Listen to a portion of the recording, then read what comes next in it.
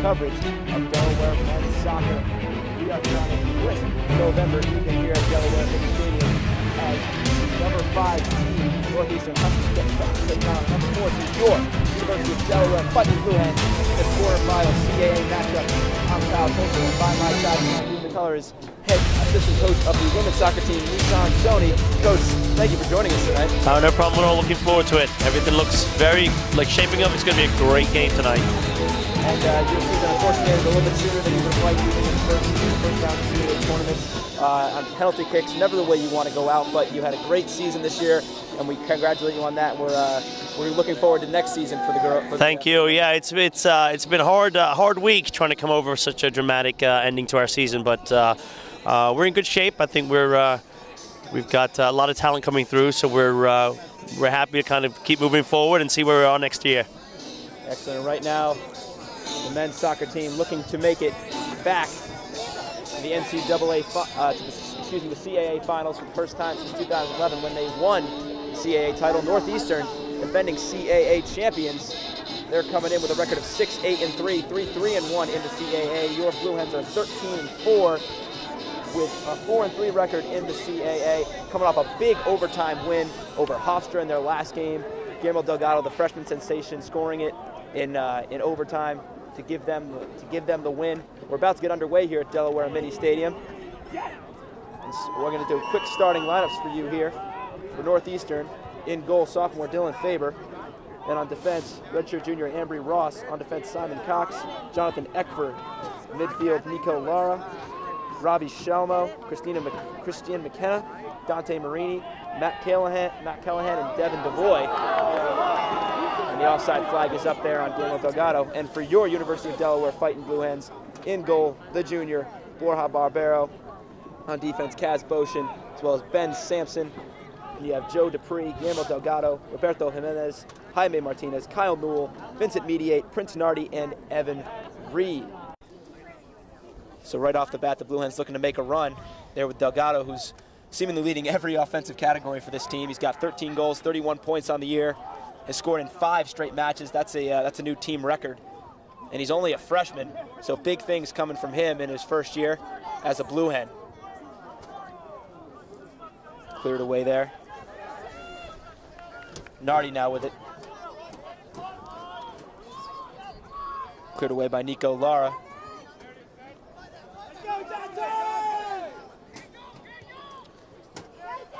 And the Northeastern offense been a little bit anemic as of late. In the last 4 games, which they've lost all 4, they've only scored 2 goals, and that came in 1 game against UNC Wilmington in their last game. So they've gotten shut out 3 of their last 4 games, but as a matter of fact, Northeastern, the only team to shut out the Blue Hens this season. They beat them 2-0 back in October up in Boston. So the Blue Hens looking for a little revenge here as they get them in the first round of the CAA tournament. The winner of this game will move on to face the number 1 seed Drexel next weekend. Nardi at the left side, turns it over.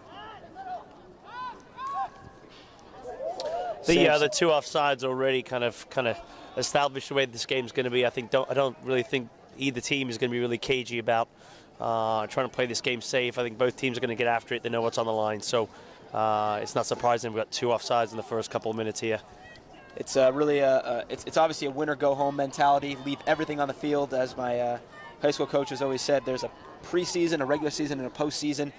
First 2 seasons are done. These teams have been working since February, since they came back from winter break last year, and now they're on the field in the postseason. Doesn't matter your regular season record. All the slates are wiped clean. It's about who brings it the best for 90 minutes. Yeah, absolutely. I think another thing to consider for Delaware is, given how well they have done this year, just in conference and non-conference, there's a realistic opportunity here for an at-large bid. Going into the NCAA tournament, anything less than a win here really doesn't help them. So I'm sure that's in the back of the mind, maybe a little further back in the mind than they would like, but I'm sure that's something that they're going to be considering also going into this game. So not only getting into the CAA finals here, but also getting to a position to make a bid for the NCAAs. And they certainly have the offensive firepower to do it. The last time they made it to the NCAA tournament in 2011, they ended up winning their first round game against the University of Virginia, then lost to the number 1 overall seed UCLA. There are definitely some returning members from that team, including Berto Jimenez, as there's a cross in there deflected. It'll be a Delaware corner, their first of the night. Some good build-up play there. A lot of numbers behind the ball. One of the things that we can expect from Delaware this evening is try to get a lot of numbers up, keep the field as wide as possible, and I think this is one of the teams that we've got the most corners in, in a season. So I think this is definitely a mark of the way that they try to play and try to put some defenses under pressure and cross the ball in and hope for those errors and capitalize on them. It's the corner from Nardi, big in swinger. Head off of Evan Reed, and it goes out of bounds. So the Blue Hens characteristically bringing their defensemen forward. Evan Reed and Ben Sampson, two of the taller members on the team. So they bring them up to give them a little extra size there in the box. They've been fairly effective on their corners this year, setting the record for most corners in a season. And most of that has been to the work of Guillermo Delgado and Joe Dupree, who's getting the start tonight. They make runs deep into the corner and then strategically hit it off a defenseman. There's Jimenez up the left side. Back to Dupree. Good defense there. Newell has it now. Up to Jimenez. Back to Newell. Looking to cross it. He does. And that ball a little behind the charging Joe Dupree. There's Christian McKenna. Great recovery there by Newell. Sampson now with it back. McKenna, the freshman, scoring his only goal of the season against Delaware a few weeks ago. On a run now, plays it forward. There's Sampson, cuts that one out. Sampson, after watching quite a few games this year, he always seems to be in the right place at the right time, along with Martin. And up the right side is Dante Marini. Marini, the senior, leading goal scorer and points getter for this team. If there's really any offense coming out of the Huskies, it really runs through number 14. That ball into the corner for McKenna. I think Delaware's going to have to be pretty careful here early on in the midfield, making sure that they're able to keep better possession of the ball. That's 2 quick turnovers there, and I'm sure they're not going to be happy with that. Maintaining possession is key. Also winning a lot of those 50-50 balls in the midfield, swinging possession your way. Key in any sport, really, especially soccer. It will be a corner for the Huskies, their first of the night. In to take it is number 10, Robbie Shalmo.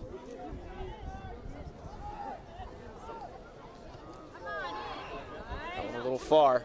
There's a header, and it goes just left of the cage. Made Barbero jump a little bit, but just wide. So the Huskies threatening there on their opening corner. The ball goes back to the Blue Hens. It's good for the Delaware back line and the goalkeeper there to get a good read for what their corners might look like. Of course, a lot of people have different set pieces, but usually you can kind of gauge what they're kind of looking to do, and after the first one, able to defend it better the second time around. So it'll work to their advantage to some degree. And I'm sure they've done, Coach Ian Hennessy has done his scouting on Northeastern. Absolutely, I'm sure he has. As I'm sure head coach of the Huskies, Brian Ainsko, has done on the Blue Hens. There's Dupree. Working on the Nardi, that ball a little bit behind. Cut out there by the Husky defense. There's Marini on a run. Great end-to-end soccer right now, which is exactly what you expect from a game like this. Intense from on the field perspective and also off the field. The stands are packed here at the Delaware Mini Stadium. A lot of Blue Hen supporters, and as well as a lot of Northeastern supporters coming down from Boston to cheer on their squads as they try to advance here in the CAA tournament. Northeastern making its third straight CAA appearance, and their 7th overall since joining the league in 2005. So they are no strangers to this setting.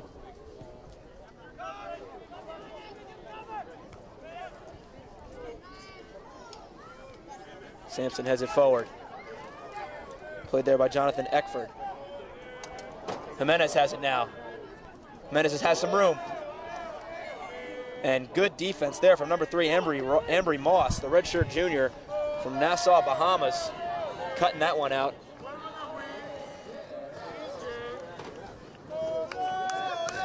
We're getting some cheers going here in the stands.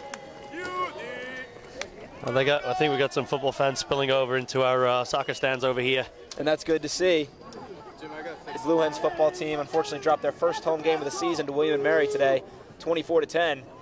And the fans coming over from Raymond Field over to the Delaware Mini Stadium looking to see their Blue Hens win. That ball up to Dupree.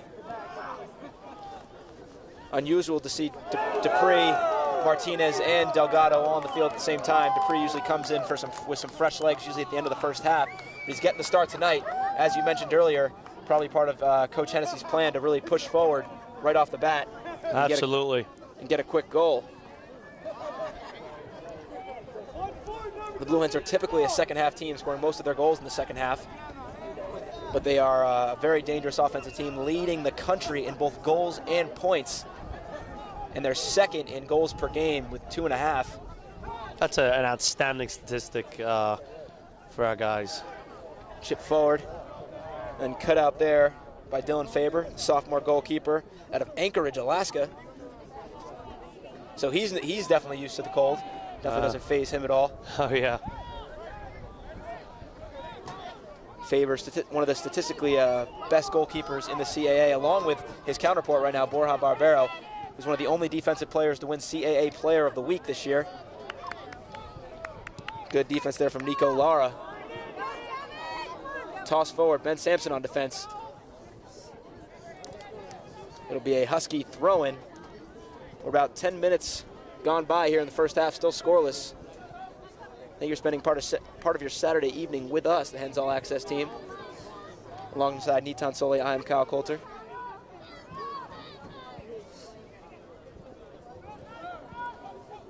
Same in the corner, there's McKenna. Launches in the middle. Headed out there nicely by freshman Kaz Boshin, who started the last 5 games. The offsides flag is up. It will be a Blue Hens free kick.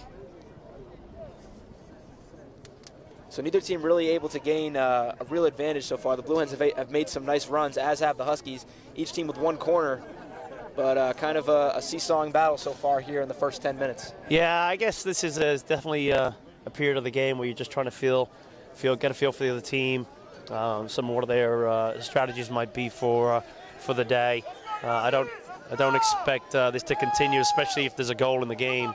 I'm sure things will open up and we'll start to see a lot more free-flowing football. Absolutely, and the Blue Hens can really get scoring from a whole bunch of places. Over 17 players on their team have recorded a point this year, so scoring really can come from anywhere.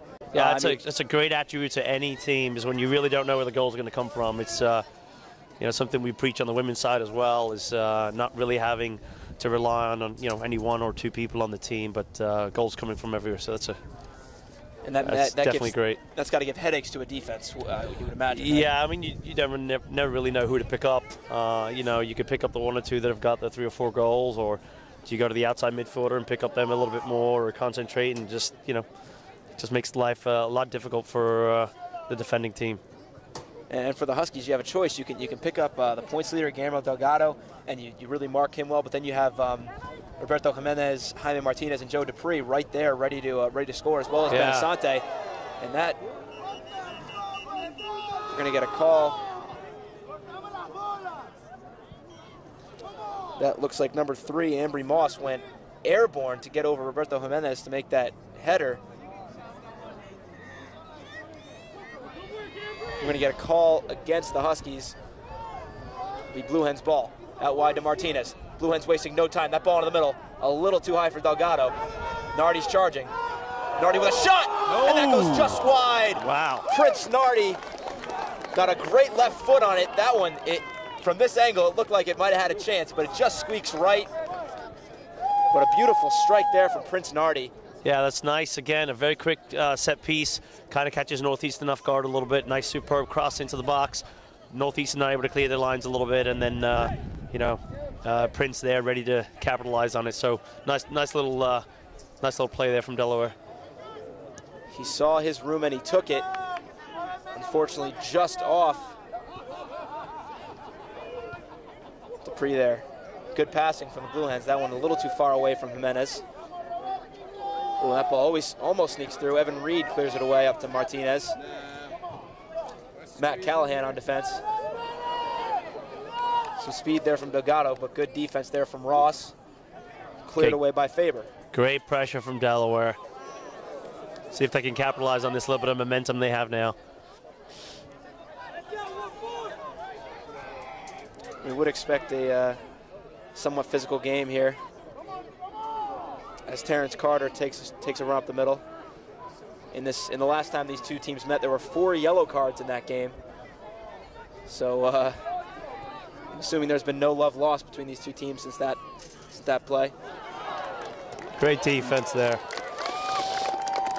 Nardi with great hustle, poking that ball away. Hits off the foot of Christian McKenna.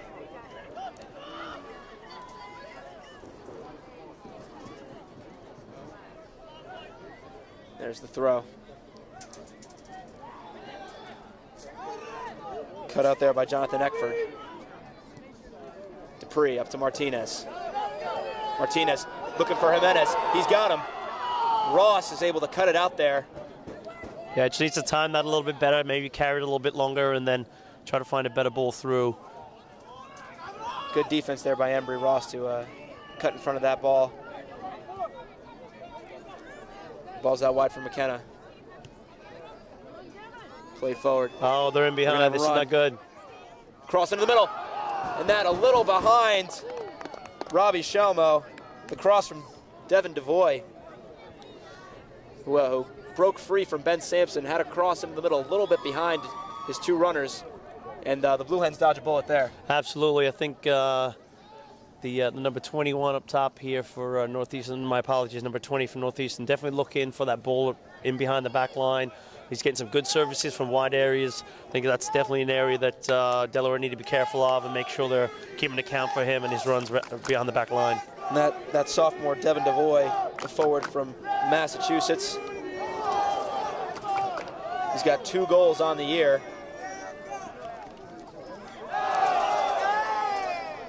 There's a call against the Huskies on McKenna. Nardi, known for his theatrics, but I think he might have gotten taken down on that one. That's a foul, fair and simple.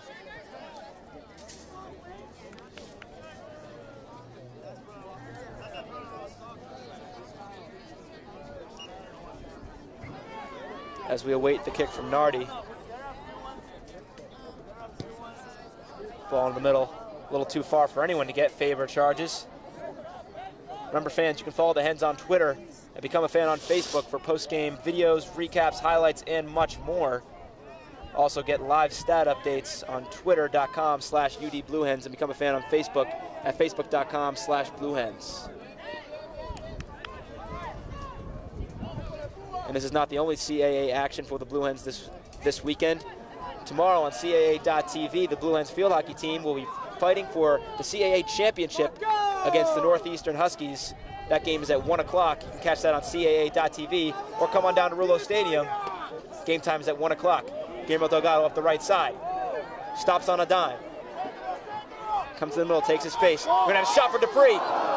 And that goes right at Dylan Faber, but nice footwork there from Delgado. Found Dupree in the middle, but couldn't quite pick the corner he wanted. Yeah, definitely some trickery there. Buys himself a yard, gets the ball across. They're going to be disappointed in not to do better there. A bit of a half chance. That ball booted away by Faber.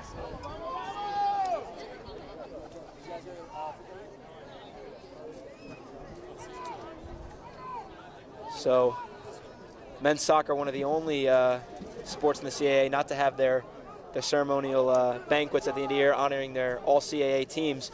But you would imagine that the Blue Hens, both the Blue Hens and the Huskies, would have some members on that team as they make a run here. There's Marini. Some footwork, pass in the middle. Cleared away by Sampson. And finally cleared away by Boshin. Now Martinez up the right side. Has Newell in the middle. Kyle Newell was looking for Dupree on the left side, but that ball cut out by Nico Lara, excuse me. There's Boshin. Up to Martinez. The freshman really running that right side of the field, with Boshin on the back right, Martinez in the middle, and Delgado at forward. Ball back to Martinez. Delgado plays in the middle, and no one was on the end of that run. But really a lot of young talent here for the Blue Hens. Their top 3 leading scorers, all underclassmen, Delgado, Martinez, and Dupree. Delgado and Martinez, both freshmen from Spain, so a lot of potential here on this team. So even if they don't reach their ultimate goal this year, which we hope they do, still a lot of game to play and a lot left in this season. They have a lot of potential in years to come. Yeah, the young group coming through bodes very well for seasons to come. So hopefully they can capitalize on the momentum they've had this year. And here we go. Oh. And a shot there from Roberto Jimenez, the junior on the team, as we talk about all the underclassmen. Did well to really pick up that loose ball there and get a first-time strike on goal. So Blue Hens getting some quality chances. It's their 3rd shot on goal today. Reed heads it away. Ball's up.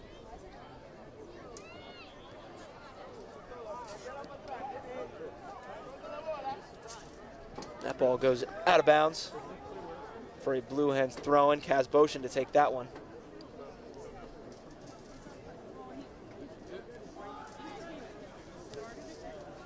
Also, fans, remember to catch our bi-weekly web show, Blue Hens Beat, here on Hens All Access, with special features on all UD sports. Gives you the behind-the-scenes look you need. Look for a new one next Monday on Hens All Access. Kyle Newell looking for Delgado. Has Jimenez. Jimenez with a shot! And Faber right there. Faber pleading with his defense to make him not work quite as much. He's been getting quite a workout here. That's a good read from the 2 forwards there, one knowing where the other one's coming through, and a nice first-time ball into the path of Roberto, and then him going on towards goal. So nice, good kind of communication between those 2 front men. And we're starting to get to standing room only here at Delaware Mini Stadium. A lot of fans are lining the fence along the outside, watching this game. We've had a good one so far. We're about 20 minutes in, still scoreless here at Delaware Mini Stadium. Once again, the number 5 seed Northeastern Huskies against your University of Delaware Fighting Blue Hens, the number 4 seed. And it seems like their lucky number is 4. The last 3 times they've been in the tournament, they have been the 4th seed. And the last time in 2011 they were in the tournament, number 4 seed, they ended up winning, beating Old Dominion in that final. So might be their lucky number. We'll see here. Let's hope so.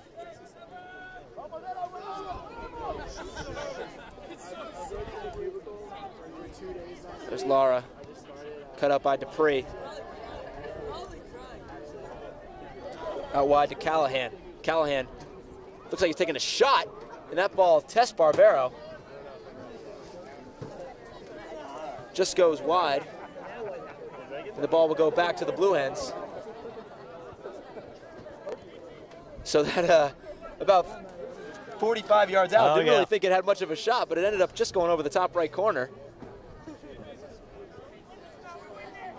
Delaware need to be a little bit more organized coming out of the back when they're defending, and so when they're trying to get the ball back out, trying to find their players up top or in the middle, and trying to avoid kicking the ball just out for the Northeastern to come right back at them again. So, as you see, Northeastern hasn't really been making it easy on them. They're putting a lot of pressure on the defense. They're trying to clear it, and that's forced some turnovers earlier in this game.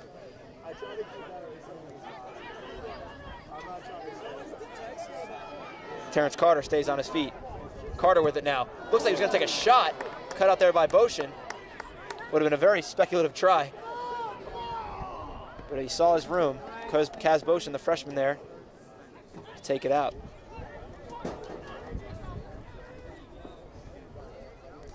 Carter out wide.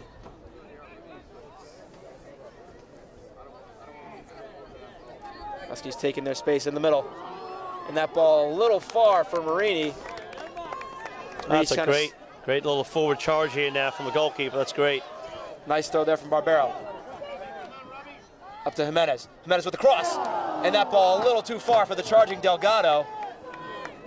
But all started by the pinpoint accuracy of Borja Barbero. We, in the last game we did here on Hen's All Access, we had a former player on with us, and he remarked how Barbero's accuracy on those throws was really a dangerous weapon that's undervalued in the sport of soccer. If you can create that break by putting it right on your attacker's foot, it really it generates opportunities like we just saw there. Yeah, it was a famous goalkeeper from Manchester United by the name of Peter Schmeichel, who was excellent at being able to provide quick distributions out of the back. His throw is like a monster, and you know, Man United certainly were able to capitalize on that when he was playing for them. So definitely an underused resource, but not every goalkeeper can do it as good as Peter Schmeichel, or certainly as well as Borja seems to be being able to do it here too. And you know, with the punts, you can get the distance, but you don't always get the accuracy. Sure. But it's always nice to have a strong arm. Barbero, the junior native of Spain, as I mentioned. Ooh, that was a good job by Sampson to cut that one out. Huskies threatening here. Jonathan Eckford played up to Devin DeVoy. Now Marini with it.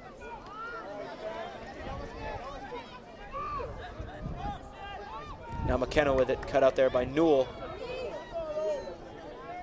And off the head of Dupree, out of bounds.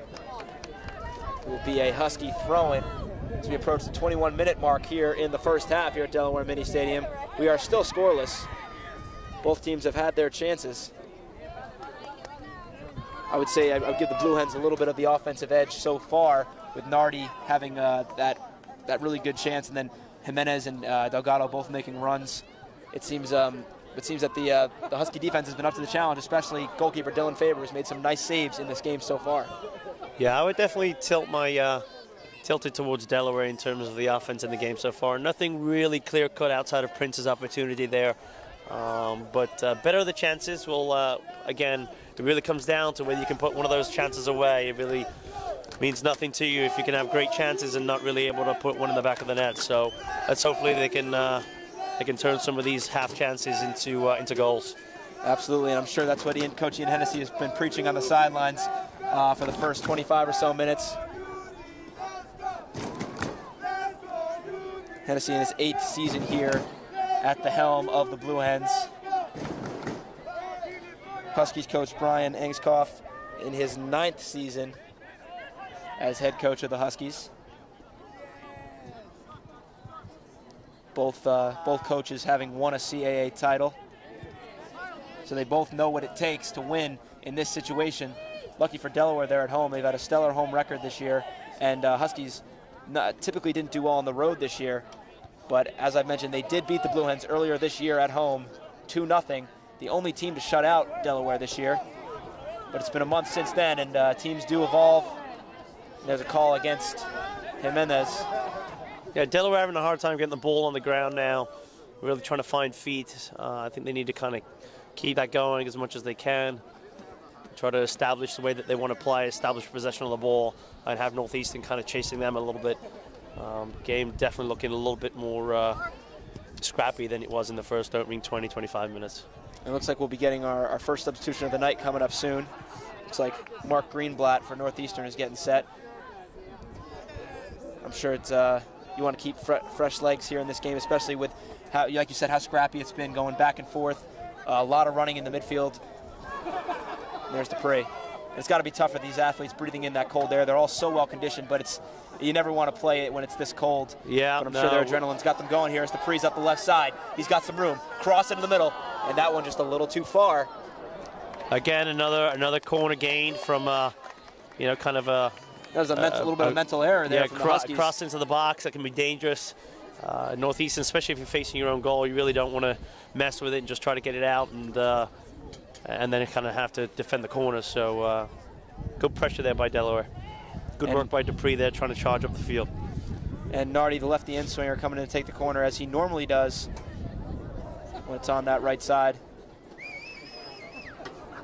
Looks like Sampson and Evan Reed going to make a run. Ball's in the middle. Headed up. Newell and Ambry fighting for it.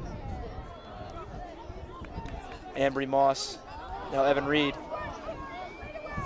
cut out there by Terrence Carter. Gives it a run, but it goes out of play for a Blue Hens throw-in. And we got a player down here for the Huskies. Looks like number 11, Christian McKenna. Once again, fans, alongside Delaware women's assistant coach Nitan Soni, I'm Kyle Coulter. Thank you for spending part of your Saturday evening with us in the Hens All Access team as we bring you live coverage of the CAA tournament here from Delaware Mini Stadium. And also, fans, if you have some free time, on Thursdays at 1 o'clock, we have our social media chat show, Blue Hens Lunch Break, where we bring on student athletes and coaches and they answer your questions live on air. That's Thursdays at 1 p.m., Hens Lunch Break. Looks like Christian McKenna is up, and he gets a round of applause. And Mark Greenblatt will check in, the freshman midfielder from Winchester, Massachusetts.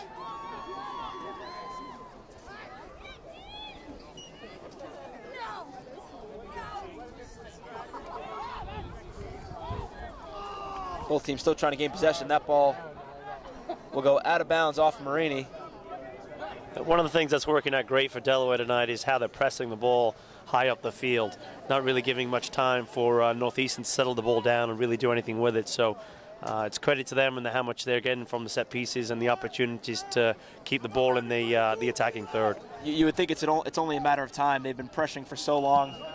And I know usually the rule of thumb is every 10 shots you should get a goal. They're only at 4 right now, but they have won another free kick. So as you just mentioned, another set piece they're able to set up. Let's see if they can capitalize on this one. Looks like Jimenez will take this one. And if you're watching our last stream where Blue Hens took on William & Mary, Jimenez had 2 of these that one hit the post and one was just saved by the William & Mary goalkeeper. So he's pretty dangerous from this area. He can certainly hit them from here. I've seen him score plenty of goals from these similar kind of positions, so we'll see if he can make this one work.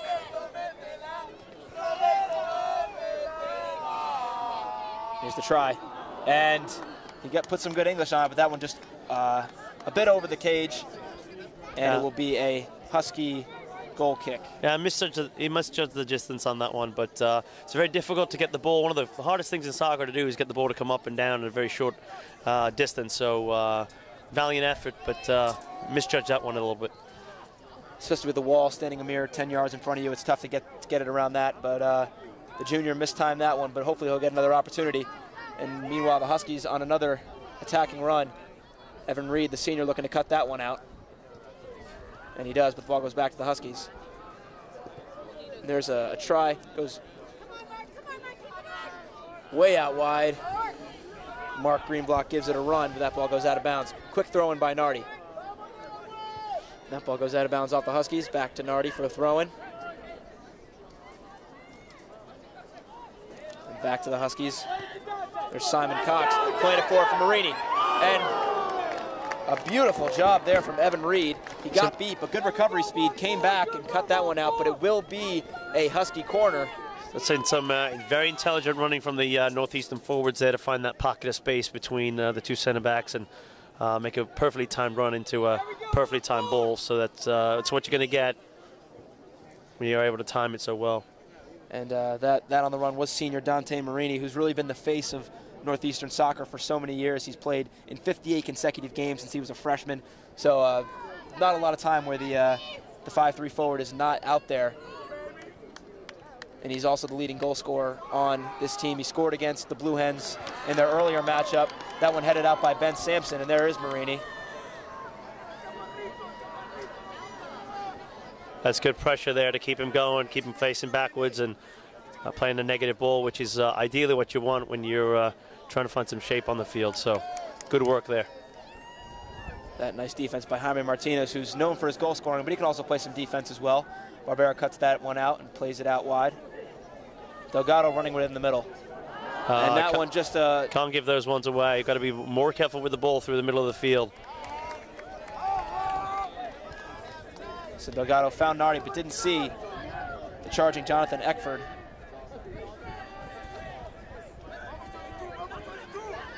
Nardi taking some space. Jimenez thought he kept it in. The line judge said not. It'll be a throw-in for the Huskies with just under 13:30 left to play here in the first half.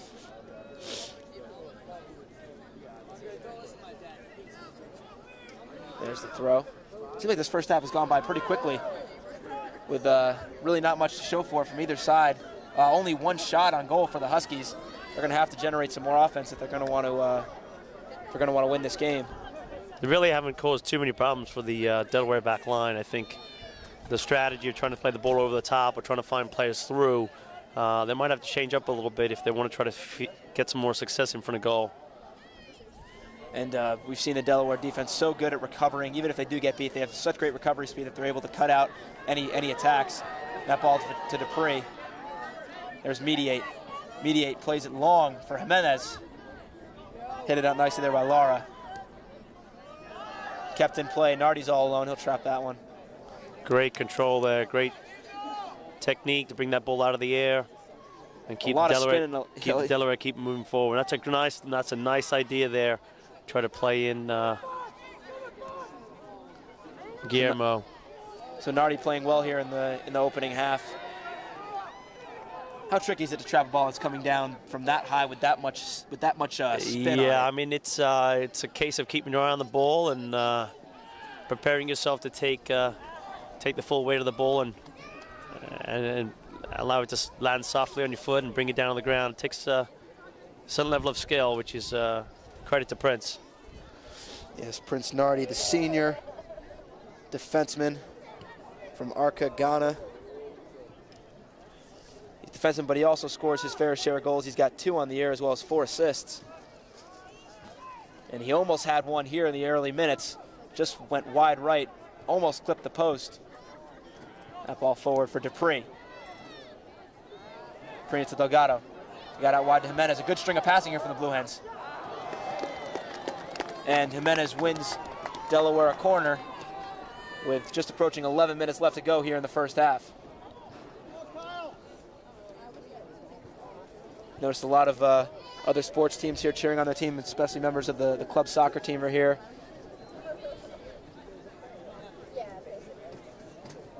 Great showing here. And that corner a little long from Kyle Newell. He's holding his head, thought he should have had that one.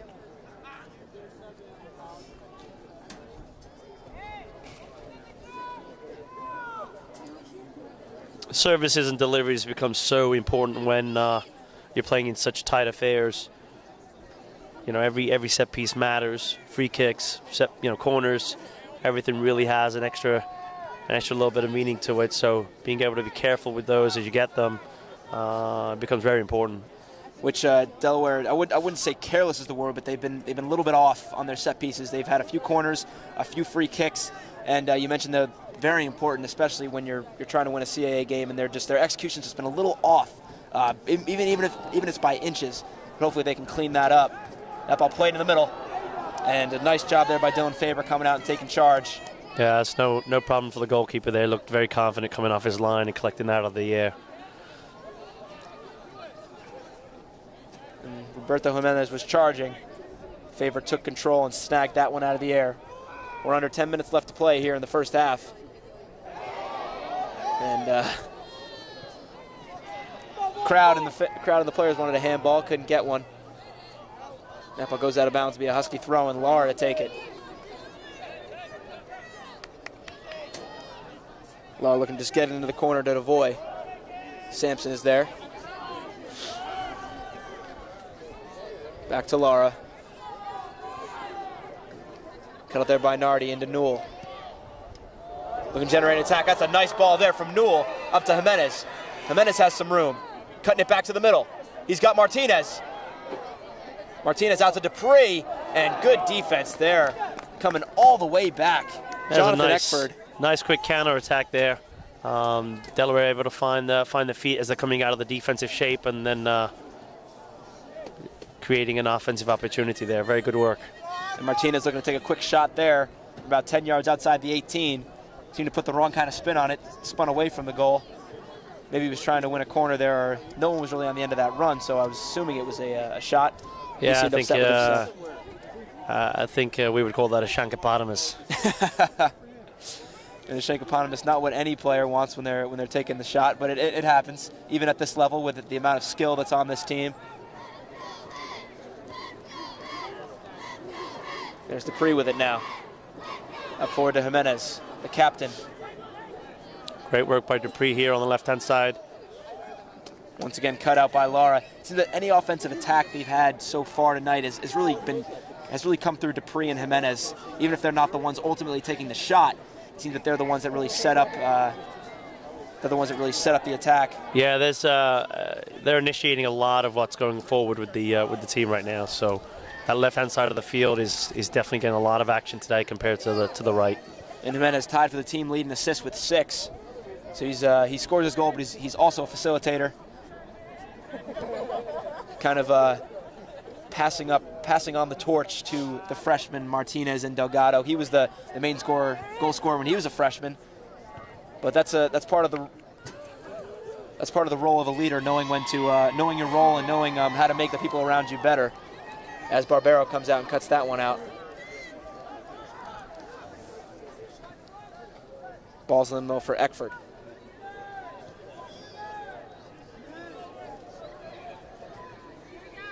That ball a little too far. Barbero, no trouble with that one.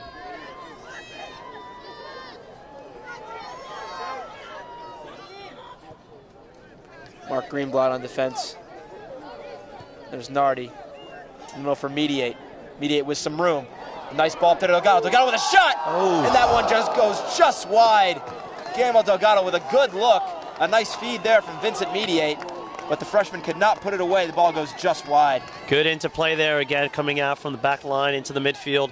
If they definitely try to establish a little bit more rhythm now in these closing last 10 minutes or so. Delaware really trying to establish a style and a strategy about how to get from the back line into the attackers. So it's good work on all parts there. It seems like in the last 15, 20 minutes or so, we've only seen the ball on the Huskies' offensive side of the field once. And that was about a couple minutes ago, but the Blue Hens really doing a nice job maintaining possession, winning those 50-50 balls in the middle. And the defenses for both teams really are holding strong, even though Barbero really hasn't been tested yet. No saves on the night, whereas his counterpart, Dylan Faber, has 3. Blue Hens with 7 shots, the Huskies still with only 1.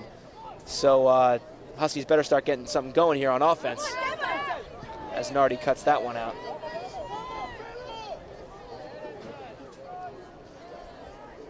Reed. Back to Mediate. One there by Eckford. Good give and go there. Mediate takes that one away.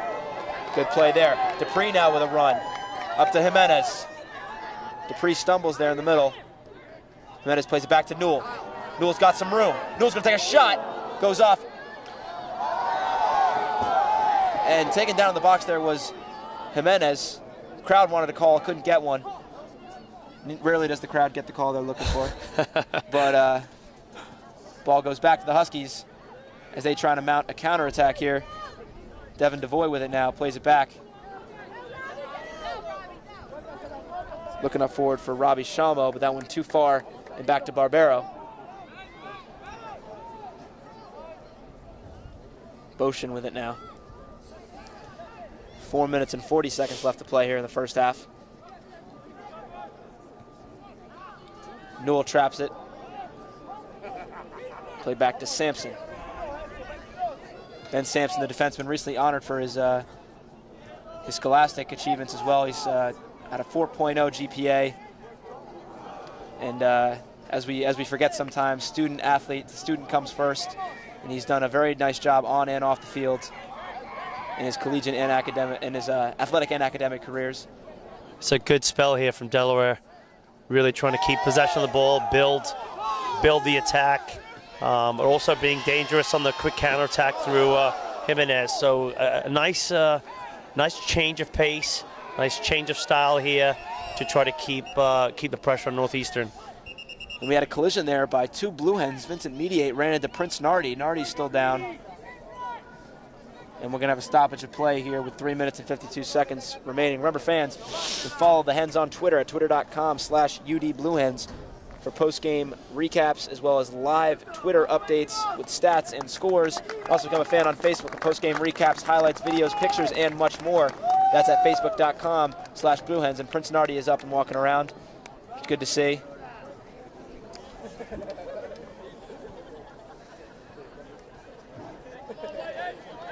Looks like Nardi will step off for a quick second, but I expect him to be back soon. Meanwhile, the Hens will be man down for the time being.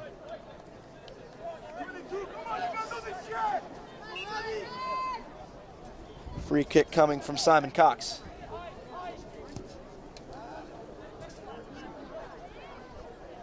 One there by Newell.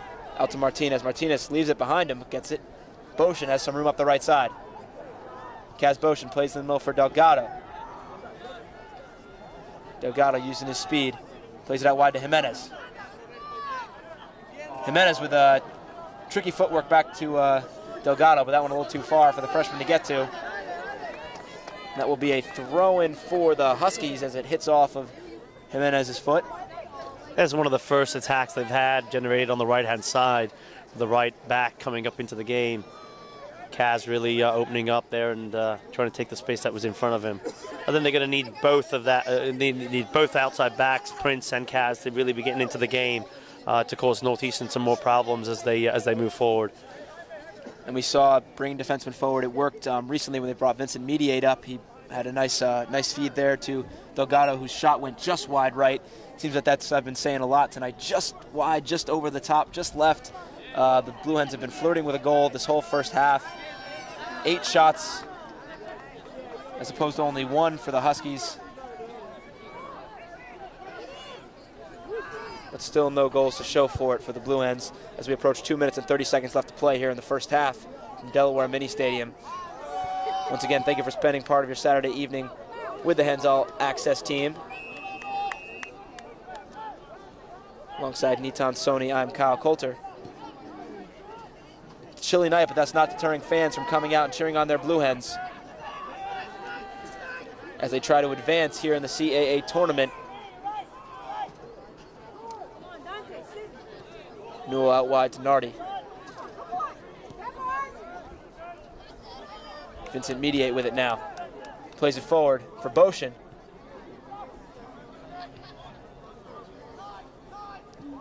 Marini traps it. And cut out there nicely by Mediate. Looks like they had a runner up the left side, and Mediate cut that one out. Nardi. Ambry Moss took that away. Ken, we don't need to get desperate. I think just finding feet and doing what they've been doing on the last 10 minutes is definitely going to work for them. Got to keep plugging away at the same strategy. And Jimenez, no whistle there. Jimenez keeps playing. Heads up play by Jaime Martinez to keep playing until the whistle blows to hold possession there for the Blue Hens. Nardi's got it. Nardi's going to take a shot. And that one curves left of the goal as we approach 1 minute left to play here in the first half. So the Blue Hens threatening, and as you said, it seemed like they were a little bit there. They were trying to get a little desperate and pushing it forward, trying to get a quick goal. But as you mentioned, just keep doing what they've been doing, finding feet, mounting good attacks, and it almost worked for them there as Nardi had a good shot on goal. Yeah, I mean the tricky part about trying to play the ball over the top or play the ball behind back line as they're dropping towards their own goal is that you're running out of space, and so it's very easy to recover and deal with the attack. Blue Hens trying to mount a late attack here. 35 seconds left.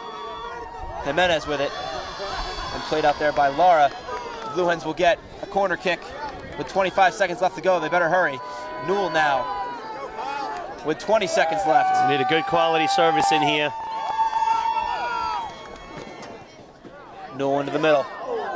That one a little far, and that goes out of bounds. So Kyle Newell, 2 corners today, both kind of misjudged on the distance, and it looks like that will bring us to the end of this first half, and we will go into the break. Northeastern Huskies 0, your University of Delaware Blue Hens 0. And Coach, thoughts on the first half? I think it's playing out like a like we would probably have expected the first period of the game, where it was a little bit back and forth, and then he got a little bit, unraveled here in the middle part of the first half.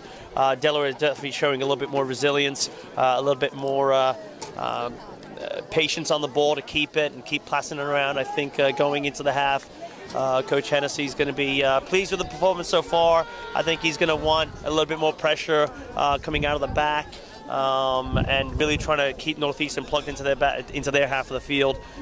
So I would imagine the second half being a lot better for Delaware as they can sort of regroup and try to find a better rhythm in the second half. So, ladies and gentlemen, go ahead, grab a drink, grab some snacks, but don't go anywhere because we will be back for the second half of this game between the Huskies and your University of Delaware Fighting Blue Hens.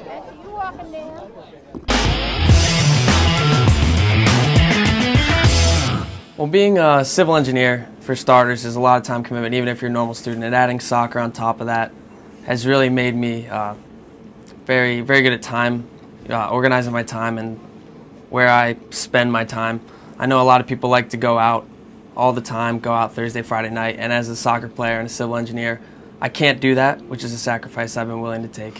You have to be able to plan out your schedule, make sure you're getting things done, otherwise you suffer like grades-wise, and I feel like it'll help prepare me for like to be in the workplace, like getting a project from my boss saying it's due Thursday, being able to plan that out. I think I've always just been interested in the whole structures, kind of looking at different things, like any types of bridges. Specifically, I know whenever I leave, I'm from Long Island, whenever I leave, I see the Verrazano Bridge. Don't know why, I've always loved it. Whenever we drive around, we see any bridges, like I'm always looking up and like seeing the structure. Like if we go into buildings, just like seeing like the load pass, just it always kind of like interests me. I think that's what I want to do. Yeah, I was always been interested in like fixing stuff. It started with a video recorder when I was younger, and then my bike, and but I'm also very interested in renewable energy sources, so the environmental part. So if I can combine the civil part and the environmental part, and being a coastal engineer working with wind energy sources or solar energy, that would definitely be my goal in the future. Ian is definitely very supportive of our majors. He just understands that we have a lot of work. We have to put the time into doing it, otherwise we're just not going to be able to get the grades that we want. So he knows that if we need to miss a practice once or twice a week because we have class that we can't schedule around, so be it. We got to do what we got to do. I have a PhD in molecular biology from Columbia University. Did my doctorate there while playing as a professional athlete, one of those years in the MLS. So I can relate very well to these student athletes and the grind they go through, the physical grind of going from class to practice, and also the mental grind of being able to focus and find flow and rhythm in daily practices and more importantly, our games. It's turned out to be really nice because he knows sometimes you have to miss a class, sometimes you have to put in the extra work, and you're not going to be always there at practice. So it's been good. I know I miss practices once a week, and he's been very lenient with that and letting me come late to practice. I tell them from the start, never be shy about asking that question, because for me, with my background, the answer is a very simple one, that you go to class. And I think the results in the last few years for us have shown that, there's room for both academics and there's room for a successful soccer program as well, while maintaining the rigors of student-athlete life.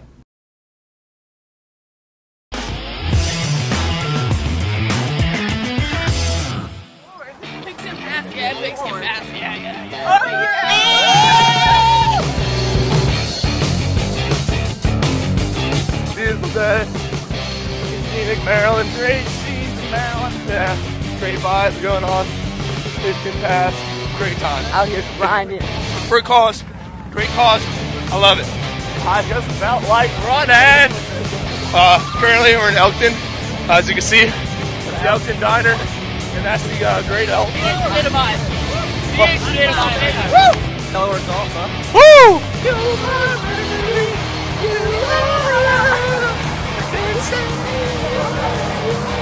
You know what's the ball for yet? You got a coach out here. Yeah. Only team with a coach.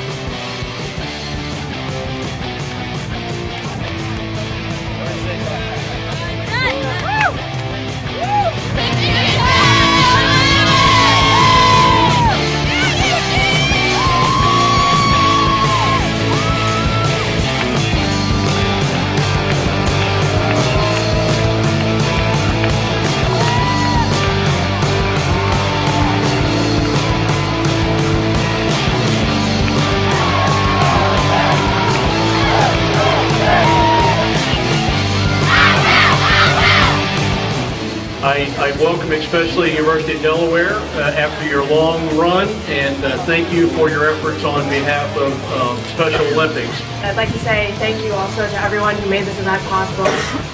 Between Towson and Delaware, we raised over $20,000 for Special Olympics, so that's definitely something to be proud of. It's now time to hand off the game ball or the mascots. Doc, UD.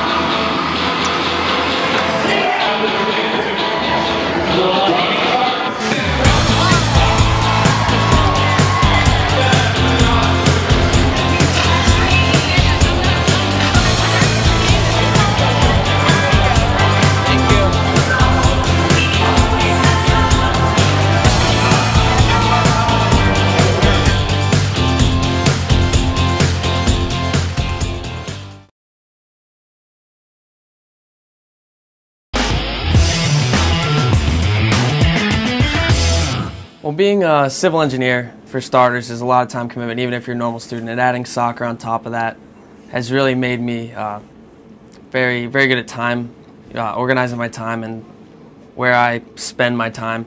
I know a lot of people like to go out all the time, go out Thursday, Friday night, and as a soccer player and a civil engineer, I can't do that, which is a sacrifice I've been willing to take. You have to be able to plan out your schedule, make sure you're getting things done. Otherwise, you suffer like grades-wise, and I feel like it'll help prepare me for like to be in the workplace, like getting a project from my boss saying it's due Thursday, being able to plan that out. I think I've always just been interested in the whole structures, kind of looking at different things, like any types of bridges. Specifically, I know whenever I leave, I'm from Long Island, whenever I leave, I see Verrazano Bridge. Don't know why, I've always loved it. Whenever we drive around, if we see any bridges, like I'm always looking up and like seeing the structure. Like if we go into buildings, just like seeing like the load pass, just it always kind of like interests me. I think that's what I want to do. Yeah, I was always been interested in like fixing stuff. It started with a video car when I was younger, and then my bike, and but I'm also very interested in renewable energy sources, so the environmental part. So if I can combine the civil part and the environmental part, and being a coastal engineer working with wind energy sources or solar energy, that would definitely be my goal in the future. Ian is definitely very supportive of our majors. He just understands that we have a lot of work. We have to put the time into doing it, otherwise we're just not going to be able to get the grades that we want. So he knows that if we need to miss a practice once or twice a week because we have class that we can't schedule around, so be it. We got to do what we got to do. I have a PhD in molecular biology from Columbia University. Did my doctorate there while playing as a professional athlete, one of those years in the MLS. So I can relate very well to these student athletes and the grind they go through, the physical grind of going from class to practice, and also the mental grind of being able to focus and find flow and rhythm in daily practices and more importantly, our games. It's turned out to be really nice because he knows sometimes you have to miss a class, sometimes you have to put in the extra work and you're not going to be always there at practice. So it's been good. I know I miss practices once a week, and he's been very lenient with that and letting me come late to practice. I tell them from the start, never be shy about asking that question, because for me, with my background, the answer is a very simple one, that you go to class. And I think the results in the last few years for us have shown that, there's room for both academics and there's room for a successful soccer program as well, while maintaining the rigors of student-athlete life.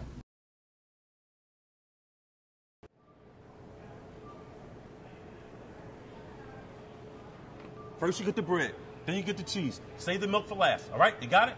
Blue Hens on 3. 1, 2, 3, Blue Hens. This one needs more cheese. Oh yeah, this one looks really good.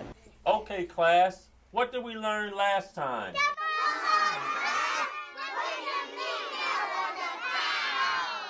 When we align in this formation, they're bound to give us cover too. From the scouting report I got, I thought we were doing a box and one. Tina, what are you doing here? Okay, Brittany, now work on your 100-meter doggy paddle. Yeah, doggy paddle. No, doggy paddle, doggy paddle. What are you doing, doggy paddle? No, this is trying to be the bleachers. Okay, they can be the bleachers. You go. Hard as you can, as fast as you can. Everybody do a good job. Go! Let's go, let's go, let's go. Come on, come on. Go, Blue Hens! I think it's the paper. It's a paper jam. No, your settings are all wrong. That's why it's not working. Look, it has to be the settings. Can't wait for the season to start. I think it's the paper. It's got to be the settings. It's the paper. Look. It is. 8.5 by 11. It's all. It's jam though. That's what I'm saying. The paper. Ladies and gentlemen, we are back here on Hens All Access. About ready to get the second half underway here at Delaware Mini Stadium between the Northeastern Huskies and your University of Delaware Fightin' Blue Hens. Alongside Nitan Soli, I am Kyle Coulter, and we got some first half stats for you. Really, all of them favoring Delaware. Shots, 9 for Delaware, only 1 for the Huskies. Shots on goal, 3 for Delaware, none for the Huskies. And really the only stat that the Huskies are leading in is saves. They have 3. Barbero has none. Which really, that you could call that a win for. You call that a win for Delaware. Yeah, I think going into the second half, I'd like to see Delaware really capitalize on a lot of these set pieces that they're getting. I think the corners, the free kicks. I think the delivery needs to be a little bit more precise, a little bit more calculated, so that you can start to capitalize a little bit more on those opportunities. I think also coming out of the back, I'd like to see Delaware and their outside backs really getting engaged in the game, getting the numbers up into the attack, and then really being able to move the ball around. Something that they do very, very well is intricate, tight, possession-style soccer, and we really haven't seen that as much as we probably should be seeing it, given a game the way that it's playing out right now. So those couple things, I'm sure Coach Hennessy's been able to guide his players a little bit in terms of what he's looking for, but hopefully they can get that one goal that looks like it might separate the two teams. It seems like whoever scores first here, that might be the winner. It was very deadlocked, even though Delaware had significantly more chances. Northeastern, the 5 seed, looking to defend their CAA title, and the Blue Hens looking to regain the CAA title. They won it in 2000. They won it in 2011 when they were the number 4 seed, beat Old Dominion, and they're the number 4 seed again this year. The winner of this game will move on to take on the number 1 seed Drexel next weekend. Both teams lost to Drexel this season. Blue Hens lost to them 2-1 a few weeks ago here at Delaware Mini Stadium. That was a tough game. That was a stream here on Hens All Access. Blue Hens, and it seemed like they could have beaten Drexel. There was just some mental errors, some mistakes that it seems that should be corrected and probably have been corrected since then.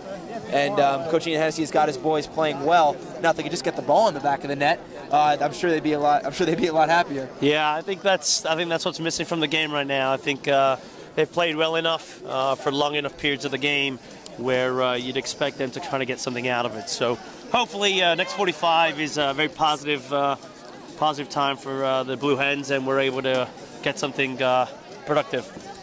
And that about does it here for halftime. Both teams have retaken the field. Blue Hen defense doing a nice job shutting down the leading goal scorer, Dante Marini, for the Huskies, the senior. And the Blue Hens have been trying to get something going offensively. Nardi has had a real good shot on cage earlier in the game. Delgado just missing wide right. So they're switching sides now. Maybe that'll change the way this game is going. Who knows? But both teams are ready to go. The fans are retaking their seats here at Delaware Mini Stadium. And once again, thank you for spending part of your Saturday evening with the Hens All Access team. We had a good first half.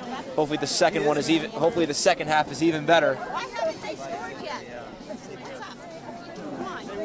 They will.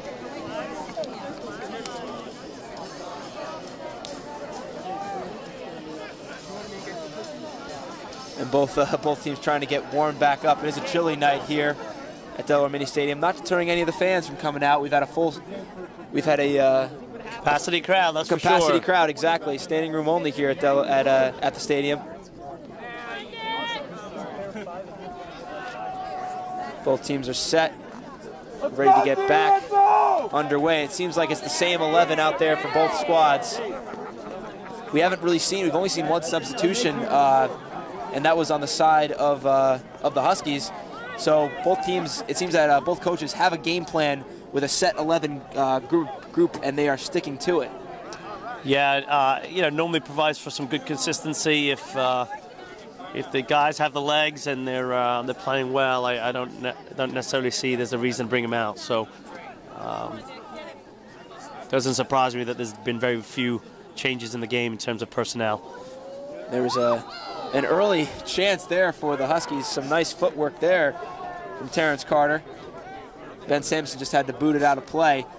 The ball will go back to the Huskies for a throw-in.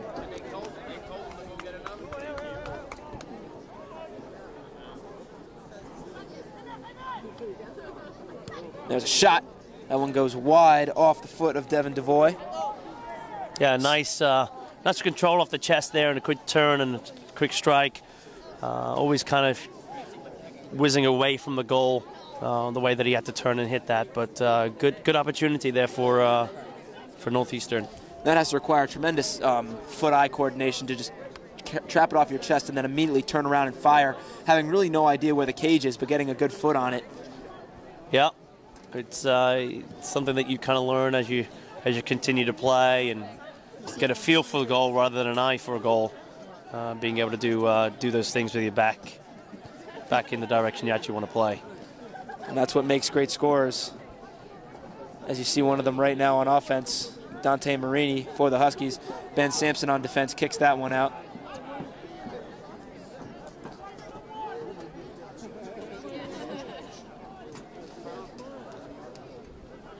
So the Huskies putting pressure on the Blue Hens right from the start here in the second half as we're just 2 minutes underway.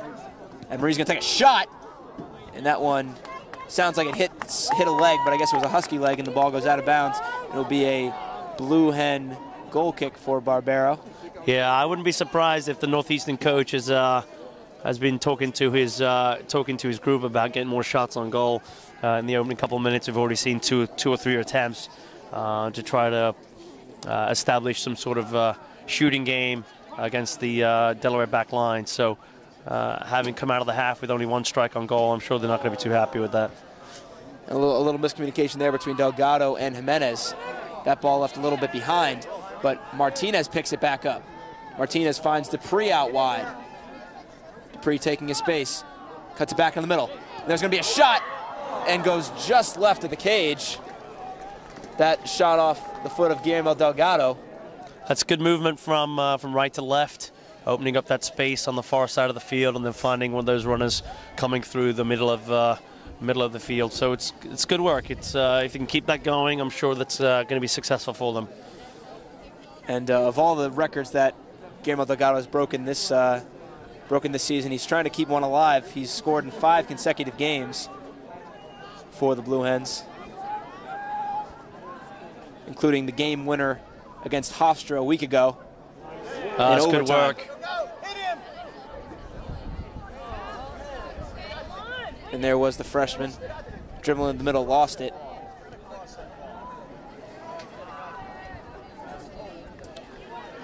And it looks like we do have a fresh face in for the Blue Hens, number 20, Nicholas DiRienzo, has checked in. This is what I would expect a little bit more of from Delaware, with the outside backs really playing in that midfield third, creating forcing Northeastern to really get back behind the ball, and then using good sharp passing, precise, calculated passing to really break them down, get around them, get through them. And you think if the ball. Exactly. You think if you had a string of those passes, you would get someone on a break, as we just saw Dupree there. Yeah, I think this is definitely something that if Delaware can sustain over here for 45 minutes, will work out to be quite advantageous for him. Good footwork there for Martinez. Martinez has some room. Seems like he could have pulled the trigger there, but didn't quite have his feet under him. Yeah, I don't know why he brought that back across to his right foot there, unless he's super uncomfortable with his left, which I don't believe he is. Should have been a quick strike on goal there when he had that yard of space that he created for himself. Yeah, it seems like he had enough space to get off a good shot with his left, brought it back over to his right, and then couldn't quite get it around the last defender. So a missed opportunity there from the Blue Hens, but they're still pressing. This is a much better rhythm from Delaware. A style of play that they're used to, familiar with, and good at doing. So hopefully they can keep on to this rhythm and really put Northeastern under some pressure. And the Huskies now with it. Here's Marini, taking it back from the middle. Plays it forward. No one was on the end of that one except for the Blue Hen keeper. And he plays it out wide to Kyle Newell. Dupree's able to keep it in bounds. Delgado now, back to Mediate. The Mediate taken down, and they will get a call against the Huskies. Seemed inadvertent there, nothing malicious, but Mediate is up, just gonna walk it off. It is cold, so I'm sure any nick or any bump that you would normally get on a normal day is gonna be a little bit more painful here tonight. Let me tell you, having played in many games in England in the freezing cold weather, you do not want to be falling to the ground or have a ball hit you or someone else's elbow catch you. It's just very uncomfortable. These athletes, I'm sure they're to win a CAA game, a small bumper bruise would be a small price to pay. But for the time being, it must hurt. But I'm sure their adrenaline has got them going right now. Yeah. Mediate kicks that one out. That ball out wide, a throw-in for Matt Callahan. Played back to Eckford. Back to Lara. Lara's going to look to play it into the box. That one headed out by Evan Reed. So the tall back line of Evan Reed and Ben Sampson playing well for the Blue Hens tonight. You can see Northeastern have come out with a lot better purpose about their attack. Certainly in these early stages of the second half, seems to be a lot more methodical in the way that they want to actually try to score a goal versus just trying to play the forwards through or play the forwards in behind. And we're only 8 minutes through the second half, and they already equaled their shot total from the first half of 1. So a little more offensive on that. Marini didn't even bother touching that one. He knew he was going to be offsides. So Evan Reed now with the ball up to Mediate. Mediate plays it forward. That one a little too far for Martinez to get to as Mediate goes down. It's second consecutive successive challenge here from the Northeastern midfield, which is why the referee feels like he has to talk to him and make sure that he understands that he's probably not going to tolerate too much more of that. As I mentioned, four yellow cards the first time these two teams met back in October, and Barbero, the always animated. You can hear him. I think if you're a mile away, you can still hear Borja Barbero yelling from the goalkeeper position for the Blue Hens, and he always protecting his teammates. He came all the way out to argue that call, but he didn't get it. Now he's back, and Evan Reed is to take the free kick for the Blue Hens. That ball lofted into the box. Goes over the head of Delgado. Marini just cleared away by Callahan. Reed just has to kick it out of play with Terrence Carter on the run there.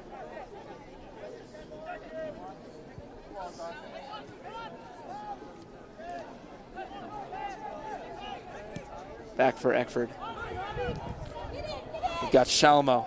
Shalmo working on Kaz Boshin. Boshin with good defense, cuts that one out. Boshin still working with it. Marini wins that one. Back to Martinez. And Mediate with some nice footwork to clear that one away. Beautiful play there from Vincent Mediate, who's made his presence known here tonight. That was good. Nice clean up there by the center back and the outside back there from Delaware. Mediate, the senior from South Lake, Texas. And there's Jimenez. Jimenez is taking his space in the middle. And that ball, he was looking for Dupree on the run up on the left side, but that one just got away from him. Yeah, I think just a misplaced pass. He's good. The idea was the right. Again, coming in, sweeping movement from the right to the left, finding your central forward, and then trying to keep the play going over to the other side of the field, which is where you're going to find a lot of space for Delaware if they can capitalize on it. It seems like the ideas have been there all night for the Blue Hens. Just the execution just a little off, particularly on their set pieces. As Faber boots that one away. Reed controls it, but it goes back to the Huskies. There's Shalmo with it. Shalmo back to Callahan. Marini now. A nice ball there up to Shalmo. But DiRienzo cuts that one out, has to just kick it out of play. Marini will take a quick throw in here. Yeah, I think Delaware a little bit outnumbered in the middle of the field right now. Northeastern's got one of their center backs kind of pushing up a little bit, creating some numerical, giving them a numerical advantage in the middle. Delaware's got to make sure that they're keeping an eye on the man and marking up where appropriate and making sure that they don't get overplayed here. You know, that strategy could definitely help you on offense, but also leave you vulnerable on defense, having that back up in the midfield. You could leave yourself open to a counterattack. That ball forward, Barbero charges and makes that one. Barbero still yet to have to make a save tonight. He's been a nice job coming out and cutting out any attack really before it even mounts. And then we're going to get a call against Jimenez of the Blue Hens. The ball will go back to the Huskies as we approach 33 and a half left to go here in the first half. Once again, fans, remember you can follow the Blue Hens on Twitter for live updates on twitter.com/UDBlueHens. Also become a fan on Facebook at facebook.com/BlueHens for post-game videos, recaps, highlights, pictures, and much more. That's at facebook.com/BlueHens. Also check out our bi-weekly web show, Blue Hens Beat, which does special features on all the Blue Hens sports and gives you the behind-the-scenes look you need.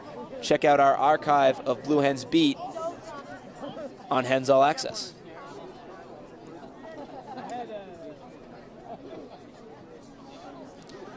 One there by Dupree. Martinez going to make a run now. Martinez plays it forward to Delgado. That one cut out. Kind of telegraphed that one. Off the back of Martinez. Dupree with it now. Yeah, Dupree Northeastern dropping very quickly there, so the ball being played through is going to find it very hard to find find the end runner. So got to be a little bit more calculated about how they're going to use that space. Evan Reed, Terrence Carter giving chase. Reed just has to play it back to Barbero. DiRienzo fighting for it with Eckford. And a call goes against the Huskies. Yeah, Northeastern come out with a lot different of a tempo in the second half than the first half. See if Delaware can sustain some of this pressure here and try to catch them on a quick break. A little more fire and a sense of urgency, it seems, from the Huskies so far in the second half. Newell to Dupree. Marini takes it away. Good defense there from the senior. That ball out of play off of the Blue Hens. And it looks like we will see in the next couple minutes Mark Garrity, the senior captain for the Blue Hens. Odd it took us this long to see the senior. He's got 4 goals on the year. So he could definitely, with the senior leadership, spark some kind of offensive attack here for the Blue Hens. Played back to Kyle Newell. That ball goes out of bounds. The Husky throwing. Lara takes it.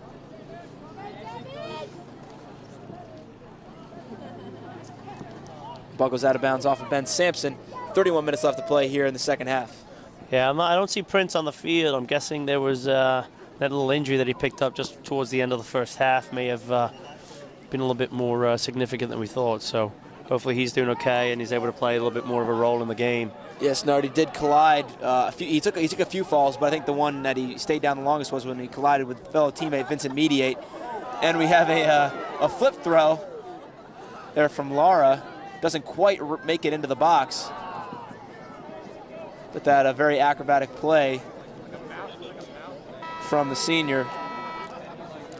And Mark Garrity will check in now for Joe Dupree.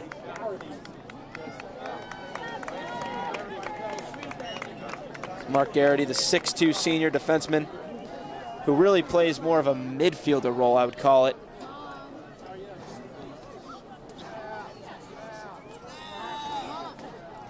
Newell with it now. And a lot of pressure from the Huskies, making it very difficult for the Blue Hens to clear the ball here in the second half. We saw a little bit of that in the first half as well.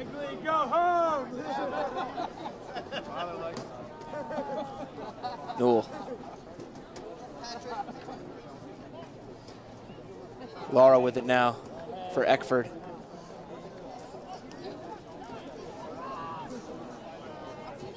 Mediate wins it. Back to Mediate. Good string of passing here for the Blue Hens. Delgado's got some room. Delgado up to Martinez. Martinez plays in the middle for DiRienzo. Cut out there by Marini. Still in the cross, a shot! Off the crossbar, another shot for Delgado, and it sails over the net. That's good sweeping movement from the Blue Hens there, working them up to the field, getting a lot of people involved in the attack. I think the first one kind of bounces around, an opportunity to strike, hits a crossbar, and then the follow-up, I think it just came down and fell too quickly for him. Really didn't see it coming. It was almost a little too wide open there for the freshman Delgado, but good to see some attacking play there from the Blue Hens. DiRienzo coming back from his defensive position, getting a real nice strike on the ball, just goes off the crossbar. And then Delgado wishes he could have that one back. But the Blue Hens have 3-on-3 now, up to Delgado, and that maybe a little quick there from DiRienzo. But here's Mark Garrity, up to Jimenez. Jimenez taking it back in the middle. Tries to take a shot, ball goes back to Sampson. Where Delaware needs to show some composure and some patience here on the ball. Keep working the ball around. Not get too desperate. They have possession. They have the players up in the box, up in the attacking third. Try to control possession of the ball, work it around until they find that opportunity to get a clear opportunity on goal. DiRienzo now out to Boshin. Martinez now taking it into the middle. Plays it back to Sampson. That's good work so far. Newell with a long pass up to right for Boshin. Goes back to Martinez. Martinez up the right side, looking to get across. And it deflects off of Shalmo, and it will be a Blue Hen corner. Kyle Newell running over to take it. Yeah, I'd like to see them do a lot better on these set pieces. Let's see if we can see a bit better delivery coming in from this corner kick here. Newell on his first 2 corners went a little bit far, misjudged the distance just a smidge. But he's going to get some redemption here.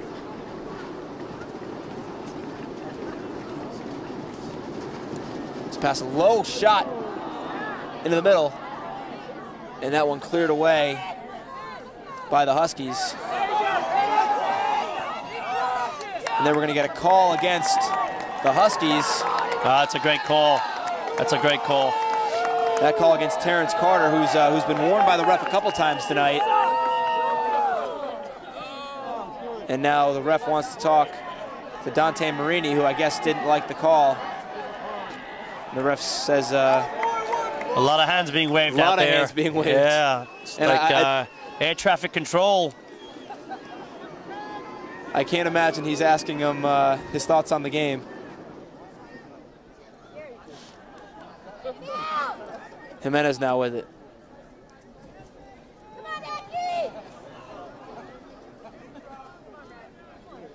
Girienzo up to Reed. There we go. Got That's a good motion out wide. Good outside back getting into the game. I think that's going to be key for us in the second half. Martinez now trying to keep it in bounds, and he wins another corner for the Blue Hens.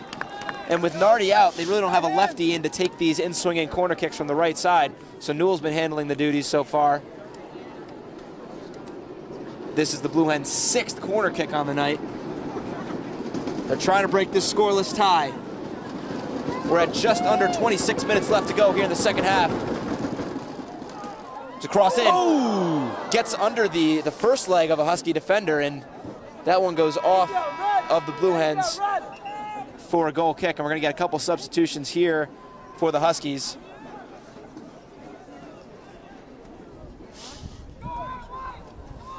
As soon as the ref feels fit, here we are coming in. Number 21, Sam Marley. Number 27, Derek Weeda.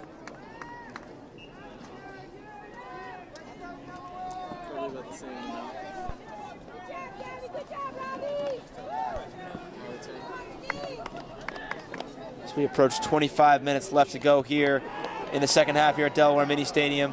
Blue Hens and the Huskies tied at 0. Both teams looking to advance here in the CAA tournament. The Huskies trying to protect their crown. They won it last year. Delgado with it now. Let's just cross it over to Newell. Good use of the width of the field there. Ooh, and Newell is able to maintain possession of it. Mediate is going to have a go. It looked like it might have been a pass, but it goes out of bounds. It will be a Husky goal kick.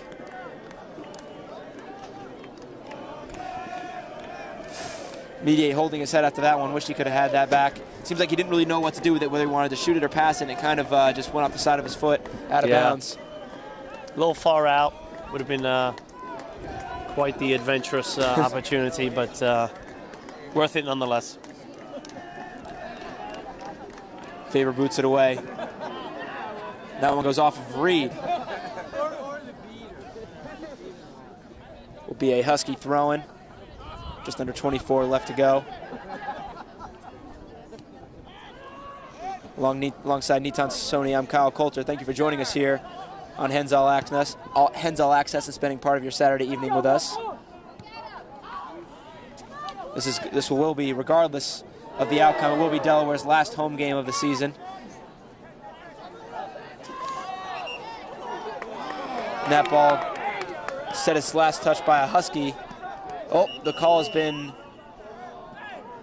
we're going to get a card against number 18, Vincent Mediate of the Blue Hens. I guess the ref's just been tired of some words coming from both ends, and Vincent Mediate being the first one to draw a card. It's important that they don't lose their cool. They've had a good start to the second half. It's important to kind of stay calm and make sure it's all about the game. And it seems for such a cold night, we have a lot of hot heads out there right now. Ian Hennessy getting into the shouting match with the head referee, who's been. I think Coach Hennessy's just talking. I think he just talks like that.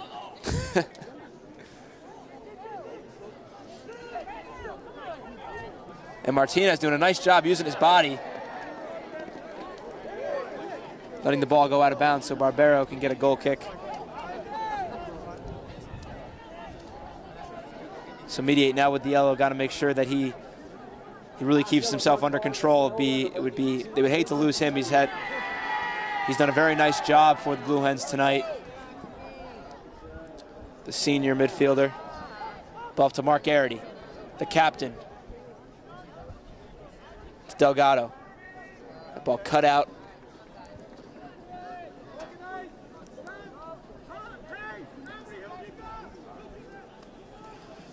Newell with a throw in now. To Garrity. Garrity and Lara fighting for it on the end line. Still in bounds. Lara wins it. But it goes back to Newell. Newell crosses it long for Martinez. That ball just goes out of bounds for a Husky goal kick. Still scoreless here as we approach the 22-minute mark. Fans still hanging in there. Temperature is dropping here, but they're all bundled up and hopefully ready to see their Blue Hens get on the board. Temperature is definitely dropping. But the action is just heating up here. Reed now heads it over to Boshin. Newell's just got to hit it back to Barbero, kicks it away as Carter was giving chase. Martinez now with it up the right side. Gets a beautiful ball over to Jimenez. Jimenez just goes a little bit far off his foot. Couldn't quite corral it in. A little heavy on the touch there, but that was a great first look there. And Mediate, who's fallen a few times tonight, still grabbing at that left leg. Might just be a cramp. Ball's back to DiRienzo. Here we go. Out wide to Boshin. Boshin back into the middle with it now. Hey, let's go, 2-1. The freshman plays it out to the other freshman, Jaime Martinez. Martinez up the right side. Back to Boshin. There's Mediate out wide to Newell. With Wada giving chase. Newell up to Garrity.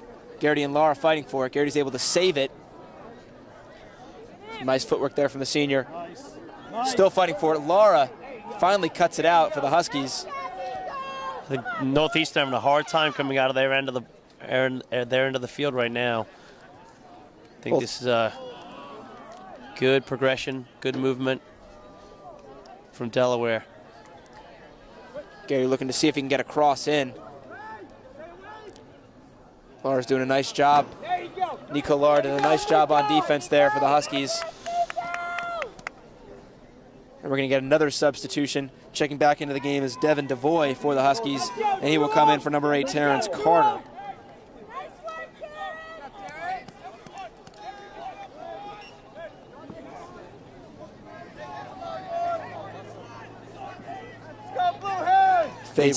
Need somebody on Delaware here in those periods of possession where they've got Northeastern kind of pinned back for that one person to try to find that 1 yard of space to try to take an opportunity on the goal.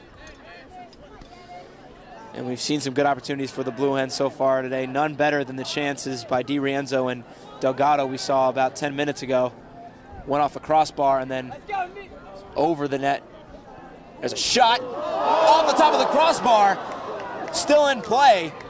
Mark Garrity gave it a ride. Almost snuck in the top right corner. Yeah, great effort. That was sailing for the upper 90. There we go, Dylan. Faber had to jump for it. Went off the crossbar. Blue Hens get the ball back. Into the corner for Martinez. That ball out of bounds. Be a Blue Hen throw-in. We're gonna get a substitution now. Looks like we're gonna see number 14 Benasante in for the first time for the Blue Hens. He will take out number 18 Vincent Mediate. Mediate played a very nice game for the Blue Hens tonight. Hopefully we'll see him back, but he does have a yellow card. And some tugging and pulling both ways, but the call will go against the Blue Hens. And a little words there between the players. Approaching 18 minutes left to go here. And you need to stay calm, need to stay cool. Make sure it's all about the soccer and nothing else. Callahan and Martinez, both freshmen. But as we were talking, we did the field hockey game yesterday, and one of the players was telling us, once you play your first game, you're no longer a freshman. And so you really have to learn quickly. And both of their first CAA playoff experiences, but they have to learn to keep their cool and really focus on soccer, as you mentioned. But it's hard to do that when tempers and adrenaline has got you going. Yeah, it can sometimes make the difference between winning and losing. There's Marini. And the line judge flag is up. Offsides against the Huskies. Barbero to take the free kick.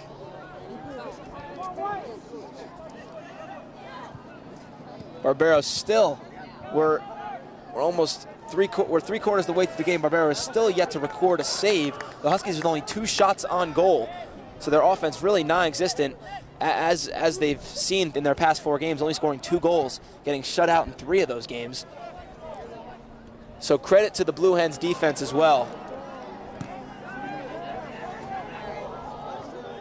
We're going to get a throw in here for the Blue Hens. Kaz Boshin. Into Martinez.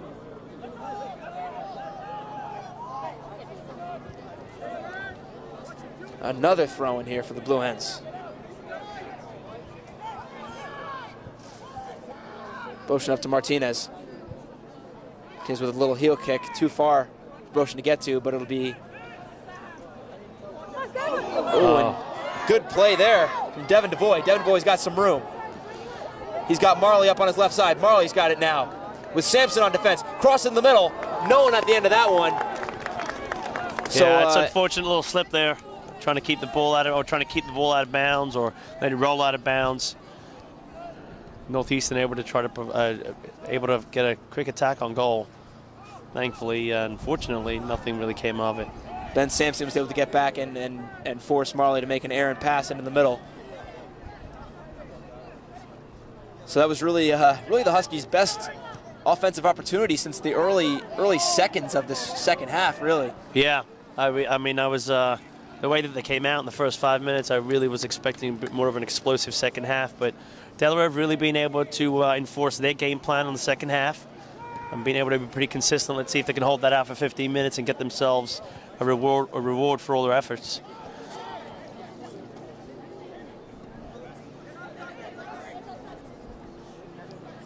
And both teams still fighting for possession here in the middle of the field. Martinez has it now for the Blue Hens. Still with it. Martinez still keeping on his feet. He's going to try a shot. That ball sails over the cage. So from about 25 yards out, Martinez tried to have a go. Looks like we'll get Joe Dupree checking back into the game for the Blue Hens. He will take out the freshman Jaime Martinez. So Martinez comes out, Dupree in. That's a good showing from Martinez there. He's had a good game so far. I'm not sure if we'll see him again, but caused some problems for Northeastern. So Martinez, 5 goals, 6 assists on the season. He's tied for the team lead in assists, second on the team in points. We may or may not see him back in the game. Maybe if it's still close within a few minutes and Delaware needs a goal or overtime, we may see him again. Jimenez now with it. And Jimenez seems like he gets a smack to the chest. He's on the ground. And the ref wants to talk to Jonathan Eckford, and he will get a yellow card. So the second yellow card on the night, even it up for both teams. That one goes to the senior defenseman from Bradenton, Florida. Nice quick turn there by Roberto. Causing some problems again for Northeastern, and typically when you get beat, you want to do what you can to regain some sort of position, and cause the foul there from. And Benasante now to take the free kick for the Blue Hens. That one a little bit behind his runners, but still bouncing around in the box. Back to Kyle Newell, who's got plenty of room. Out to Asante. And patience and movement will really become key here for Delaware as they kind of get Northeastern back into their half of the field. Benasante comes flying in, wins the ball for the Blue Hens. That ball a little bit behind Joe Dupree. But Dupree gets it back in front of Marini. 13 minutes and 45 seconds left to go here in regulation. We're still scoreless here at Delaware Mini Stadium. Once again, alongside Nitan Sassoni, I'm Kyle Coulter. Thank you for spending part of your Saturday evening with the Hens All Access team, as we're proud to bring you Delaware men's soccer as they try to advance into the semifinals of the CAA tournament.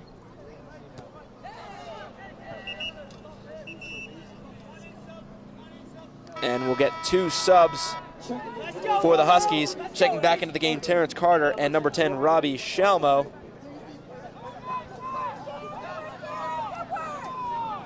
They will replace Sam Marley and Derek Vida.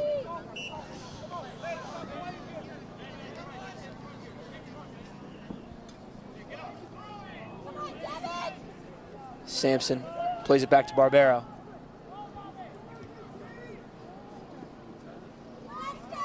Out wide to Garrity, back to Newell. Crowd still packed there, just looking to see any type of goal here. Again, nice side-to-side movement there from Delaware. Opens up a lot of space for them in those flank areas. Nice ball there from Jimenez. Boshin's got it now. Boshin on the cross. Oh! He's got Dupree, and a shot there from Asante, and it just goes wide. Both Joe Dupree and Benasante had a shot at it. A nice cross there from Kaz Boshin. And another opportunity there for the Blue Hens. And you were right. What was going through your head when you were watching that? Yeah, I mean, it was just a very nice progressive movement from one side of the field to the other, getting numbers up. Again, the outside backs involved in the game, just causing some problems numerically for the midfielders and the defenders. Remember, Northeastern are actually playing 3 in the midfield, so anytime you got numbers coming up from the back, you're always going to cause them some problems. Good low cross into the box, and then he's going to be disappointed he doesn't do more with that one. And the Blue Hens now back with possession. Asante has it now, crossing over the midline.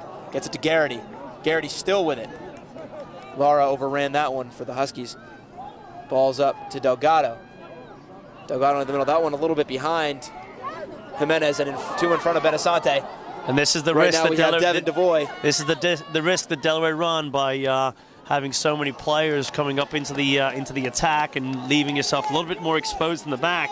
That one long ball over the top really can expose that back line. So just need to be careful about that. I think Borja's talking to them and shouting at them and doing what he's got to do there to make sure that that space is protected in the back. And Devin Devoy had a little bit of room there, and I don't know if he was expecting someone to make a run or if he wanted to take a shot at goal, but that one went wide right, and Barbero will boot it away as we're just under 11 minutes left to play here in the second half. And that ball off the foot of Boshin, it will be a Husky throw-in.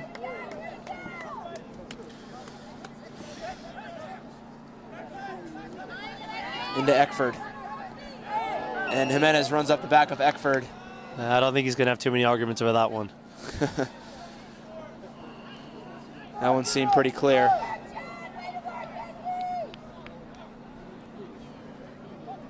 It'll be a free kick upcoming for the Huskies. Last 10 minutes here. Hopefully Delaware can pull something out. The last thing you really want to do is going into extra time. You're never quite sure how the other team's going to play it, and so it ends up being really time that's not really worthwhile unless you're really going for the win. So see if they can tie it up, finish it off in regulation. Good ball in there, but not high enough. Mark Garrity cuts that one out. And Joe Dupree running with it now. Takes a spill, and as you mentioned, this grass has got to be really hard now as it's getting colder. The falls have got to hurt a little bit more, but Dupree's up. It'll be a call. It's a call against the Huskies. It'll be a free kick for the Blue Hens. Barbero coming out of the cage to take this free kick.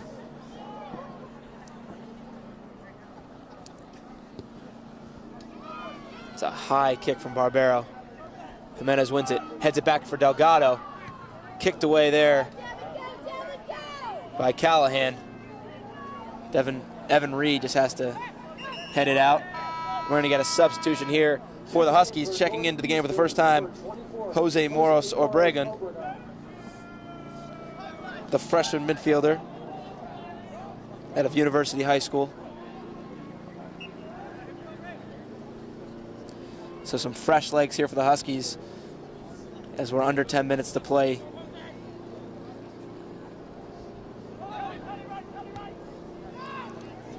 Evan Reed plays it up for Jimenez.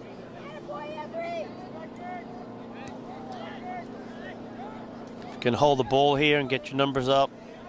There we go. Delgado up to Dupree. People joining in the attack would be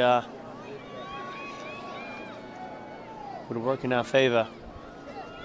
Good. Back in the middle to Asante. Good decision there from Delgado.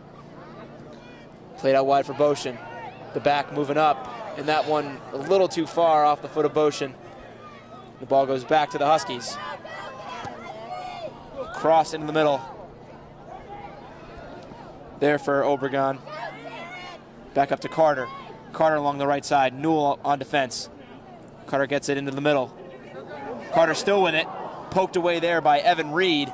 Good coverage there in the back line from Delaware. The Blue Hens are on a counterattack. Mark Garrity coming up the middle. He's got some space. Mark Garrity still with it now. Oh, and that ball a little too far there for Joe Dupree. That's a good decision. And looks like we might have a player down here. Get some trainers on the field to take a look at that. Looks like it's Kyle Newell down, the defenseman, the junior out of Hamilton, New Jersey. I'm sure he doesn't want to come out of this game now with 7 minutes and 30 seconds left. Remember, fans, you can follow us on Twitter and get live stats. With basketball season coming up, you can't make it to all the games. We will have up-to-date stats coming to you on Twitter. That's at twitter.com/UD Blue Hens. Also, become a fan on Facebook for post-game recaps, videos, highlights, pictures, and much more. That's at facebook.com/Blue Hens. And Kyle Newell is jogging it off. He's a tough competitor.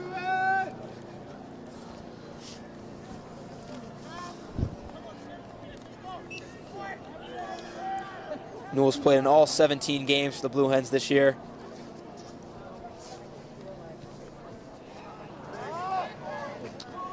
Ball given up back to the Huskies. Garrity takes it back for the Blue Hens. Played forward. He's got Jimenez. And cut out there is another shot. And a beautiful save there from Dylan Faber, the goalkeeper. It looked like it was going to just loft into the right corner. That's a top-class save right there. That was definitely heading for the side pocket on the far side of the goal, but credit to the goalkeeper, stretches himself and gets over there, makes that fingertip save that every goalkeeper wants a picture of. Delgado thought he might have had his 14th goal of the season here. It would have been a big one with under 7 minutes left, but Faber keeps his team tied. That's a much better cross into the box there. Much better delivery. See if they can keep this play going here. Sante now. And they get a call against Ben Asante. That was a little bit of a soft call, I think. Good defense there from number 19, Matt Callahan. So Dylan Faber has 4 saves on the night, none bigger than the one he just made there to preserve the tie here as we approach 6 minutes left to go. The sophomore from Anchorage, Alaska. Statistically one of the best goalkeepers in the CAA. He actually he showed why he's got such a good reputation within the conference there. That ball goes back to the Blue Hens. That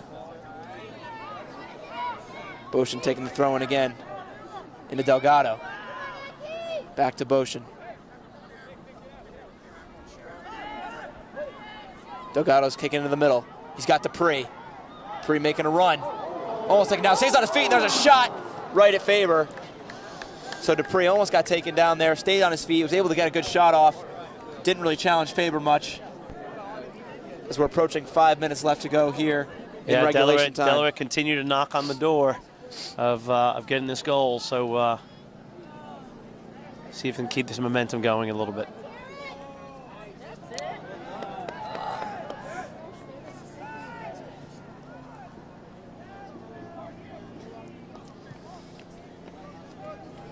Sampson.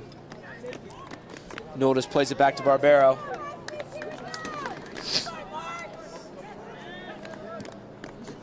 Boshin into DiRienzo. Out to Dupree. Good string of passing here for the Hens. Up wide to Jimenez on a run. Moss on defense. Back to Boshin. Boshin in the middle for Asante. I'm sensing fatigue in the legs of the Northeastern players. A lot slower to recover and get back behind the ball than they were previously in the game. So Boshin's got some room. To keep crosses it. And Faber comes out and takes control of that one. But I do see your point. It does seem like that the air's kind of been let out of the legs of the Husky players. They're not with as much fire as they had coming out in the beginning of the second half. Hopefully Delaware can capitalize on that. Yeah, I think the movement of the ball from one side to the other and the way that Delaware's really been able to use the width in the second half has really tired them out. So hopefully Marini now with it. Marini still with the ball on his feet. Newell on defense. We're going to get a call there against Dante Marini. And some confusion there between Dante Marini and a few of the Delaware players. Yeah, I think Northeastern trying to be a little bit opportunistic there. We got a free kick for the Blue Hens. Barbero to take it. Northeastern asking for the ball to be put back where the foul was committed. There you go, 1-4. There you go.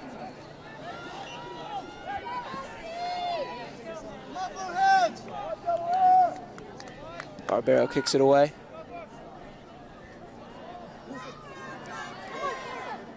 Asante and Carter battling for it. Yeah, Marini wins it. Asante's had a hard time getting into this game. He's really hasn't found a way of establishing himself as a player that's really going to make a major contribution. We're going to get a call against the Blue Hens. It'll be a free kick for the Huskies. Yeah, they're just going to want to try to not do anything silly here, nothing stupid. Just keep possession of the ball, keep it calm, keep it organized, keep it disciplined. Managing this next 2 minutes and 30 seconds here is going to be big for Delaware.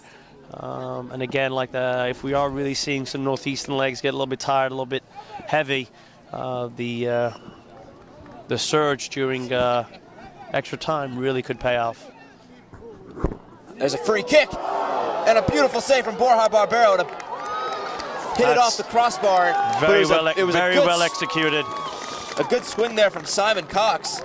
Very well junior executed. from London, England. They need to see this out now. They need to kind of get this in the hands of the goalkeeper or get this clear and away from the goal. And we have a Blue Hen down as the Huskies set up to take their corner. Looks like it might be Kaz Boshin on the ground. Interesting that last free kick and that shot happened so quickly.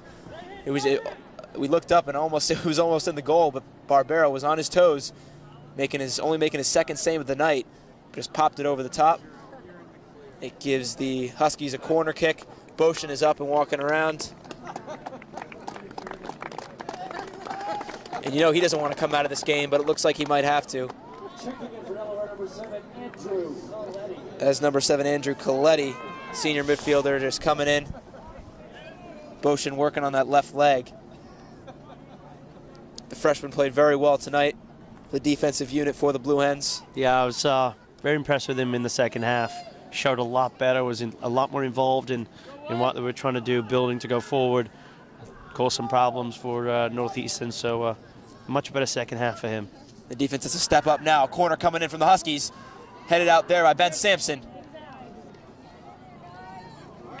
Newell wins it, but it goes out of bounds as we approach 2 minutes left to go in regulation. The Huskies finding some late life here. It's all about managing this next 2 minutes now.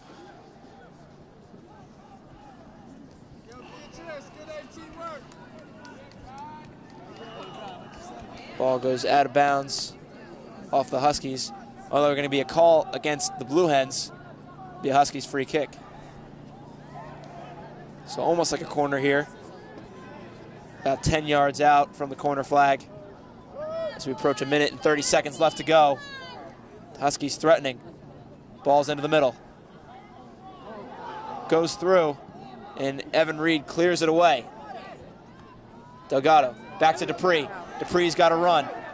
Plays it back to Asante. Something quick here, something quick would really be what they need. Jimenez now takes it back in the middle. Plays it out wide to Dupree. Okay, now Northeastern got their numbers back behind. They need to be patient on the ball, be patient on the ball. And that ball kicked out. Good defense there by Embry Moss. 1 minute left to go in regulation. Kyle Newell over the head of Benasante. Cleared away by Callahan.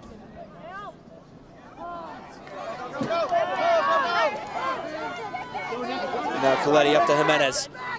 Jimenez cross field looking for Garrity. Ball goes back in the middle for DiRienzo. Garrity still has it now. Yep. 30 seconds left. Up to Jimenez. Jimenez into the middle. Cut out there by Embry Moss. Garrity still has it. 25 seconds left. Garrity crosses it. Looking for Joe Dupree. And that ball just cleared away by Terrence Carter. We have 15 seconds left. Barbero just going to try to get it back into play. 10 seconds. I think they'll be able to see this out. We're heading into extra time. And it seems that you're right. We have gone a full 90 minutes with neither team being able to put the ball in the back of the net. Both teams have had their chances. 17 shots on goal for the Blue Hens, only 5 for the Huskies. And it has been quite an exciting game here so far. No goals, but we've seen some great soccer here at Delaware Mini Stadium. We're heading into overtime. And your thoughts on that second half? Yeah, a lot livelier in that second half than the first. I think we've got both good opportunities from both sides. I mean, obviously we hit the bar a couple times. Northeastern did the same thing with that free kick towards the end there. So both teams have had some good chances. I think the better chances have fallen to Delaware, and I think they're going to be disappointed not to have capitalized on those. But Coach Hennessy's going to be happy with these guys so far. The performance they've put in.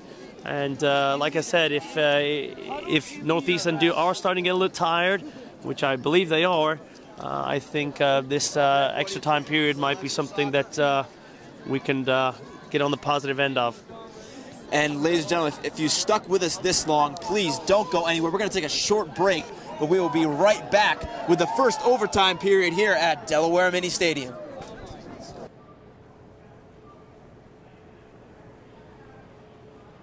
First you get the bread, then you get the cheese. Save the milk for last, all right? You got it? Blue Hens on 3. 1, 2, 3, Blue Hens. This one needs more cheese. Oh yeah, this one looks really good. Okay, class, what did we learn last time?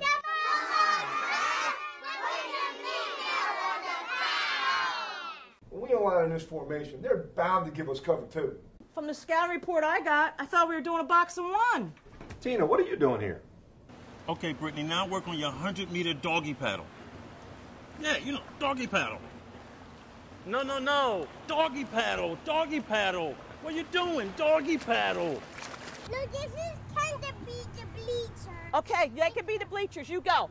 Hard as you can, as fast as you can. Everybody do a good job. Go! Let's go, let's go, let's go. Come on, come on.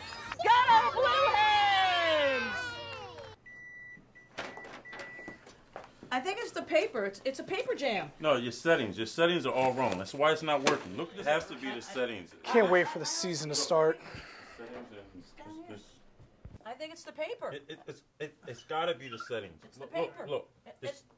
8.5 by 11. It's all. It's jam though. That's it.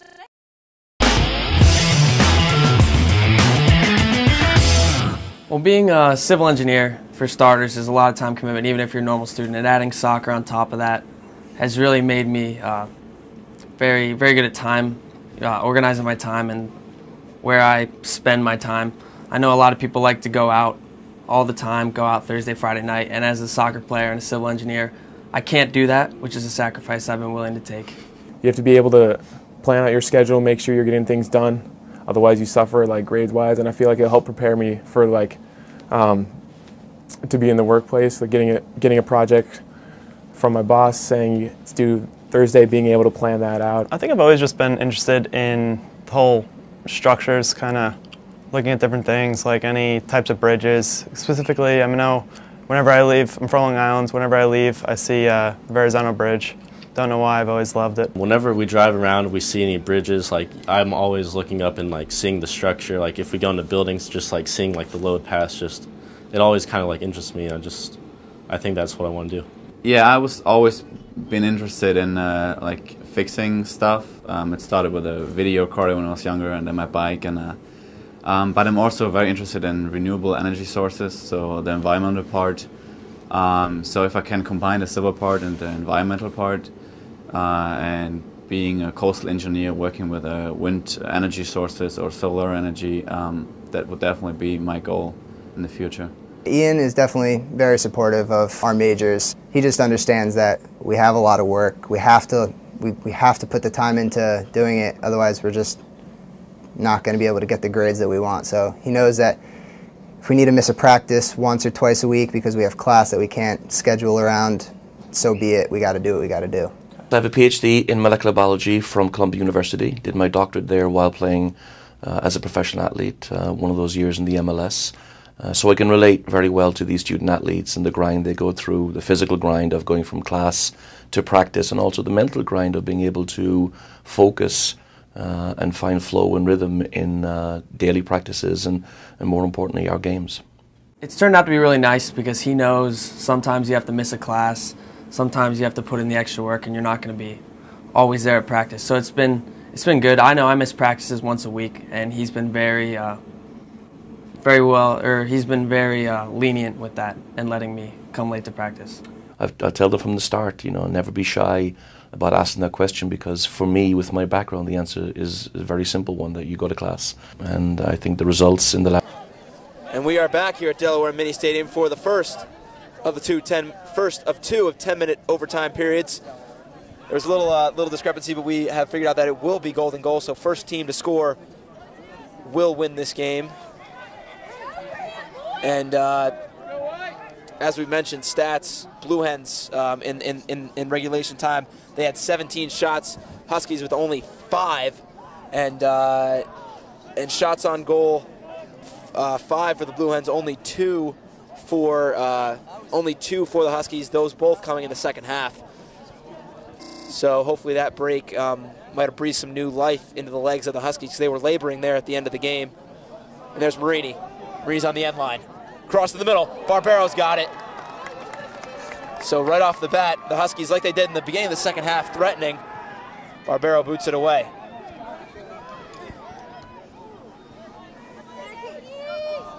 So the Blue Hens have a front line of Dupree, Martinez, and Jimenez, the same that ended the game. Mediate. That's a great ball out there. Out to Dupree. Dupree up to Delgado. Delgado's got some room. And good defense there by Ambry Moss. To kick that one away, it will be a Blue Hens throw-in.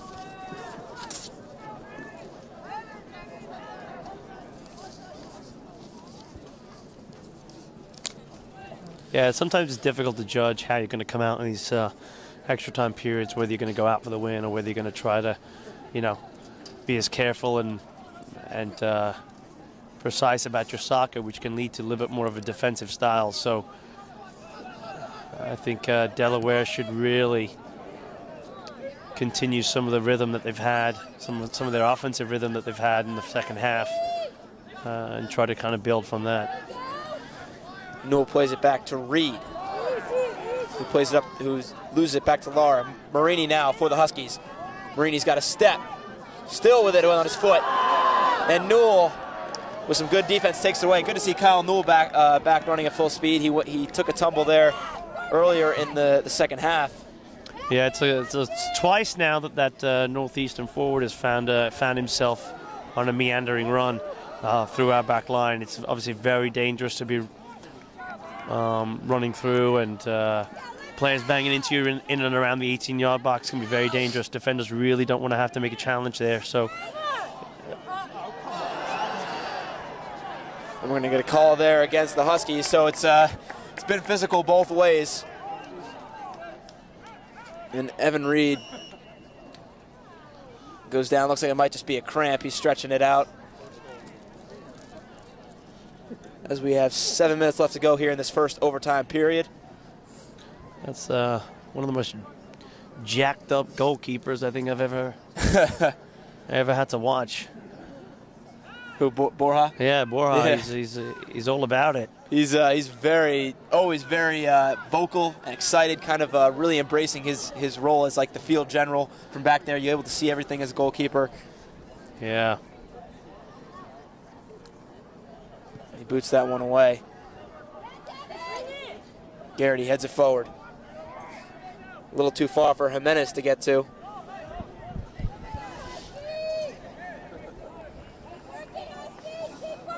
Does your strategy change at all as you head into an overtime period, or are you really trying to play the same game you have been for the first 90 minutes? It really just depends on how the flow of the game has been prior to overtime. It's such a short amount of time. If you've had the advantage going into overtime, you might want to kind of continue that into extra time. If you've been on the back foot, you may want to kind of slow the game down a little bit more and try to play a little bit more reserved. So it's just difficult to know how to play, and a lot depends on how much success you've had in the game up to that point. And the fans here at Delaware Mini Stadium are hanging in there. We're glad you have as well. We've had an exciting one here on Hens All Access. The final home game for the Blue Hens this season. They're trying to advance to the CAA semifinals. Sampson running for it along with Obregon. Obregon has it, but a little too far, and Barbero boots it away. The keeper coming out, making a nice play on the ball. Delgado now with it. Delgado and Eckford battling for it. And the Huskies win that battle. Reed heads it back towards Dupree. Dupree back to Asante. Delaware going to keep the field wide, which is great. Cardi and Laura fighting for it. Garrity's got it now. Garrity in the middle. A little bit too far for Jimenez. And Mediate is back in the game. Good recovery here from Delaware. Mediate, who got a yellow earlier in the game. There's Jimenez. Jimenez is on sides. He's got some room. Pass in the middle. And that ball just cut out there by Eckford. Nice job on defense. With the Blue Hens still threatening as we have 5 minutes left to go here. That's a good play there by Delaware.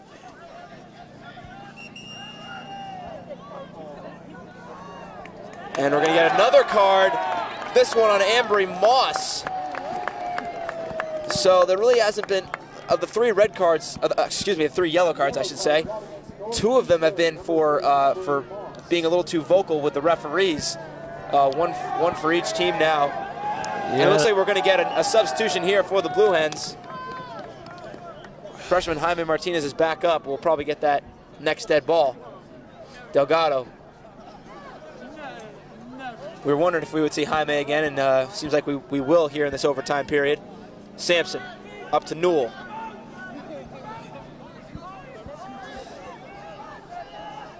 It's a great way to bring Northeastern out of their half of the field, is to try to create some width on the field, create some depth on the field, play backwards, let them chase you a little bit, and opens up pockets in the middle for your midfielders to really have a little bit more freedom.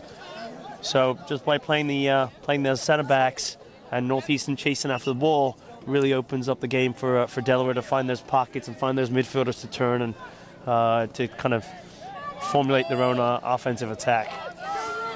And we're just approaching 4 minutes left to go here in the first overtime period. Remember, the first team to score will win this game and move and advance to face Drexel next week in the semifinals of the CAA tournament. That ball lofted into the box. Sampson heads it away. Marini with it now.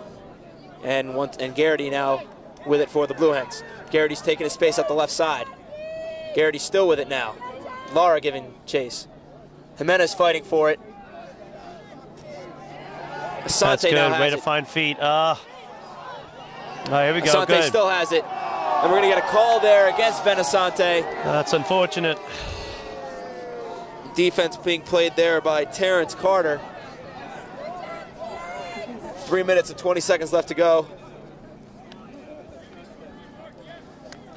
Along Nitan Sony, I'm Kyle Coulter. Thank you for spending a little bit extended part of your Saturday evening with us here at Hens All Access. We're now into this overtime period. We played 97 minutes, and we are still scoreless here at Delaware Mini Stadium. Both teams have had their chances. Delaware with quite a few more than the Huskies. Obregon. Ball's back to the Huskies. Played into Marini. To Eckford. Eckford's going to try a shot, and Barbero just stops that one from going out of bounds. So a speculative try there from Eckford. Goes left at the cage. Out to Newell.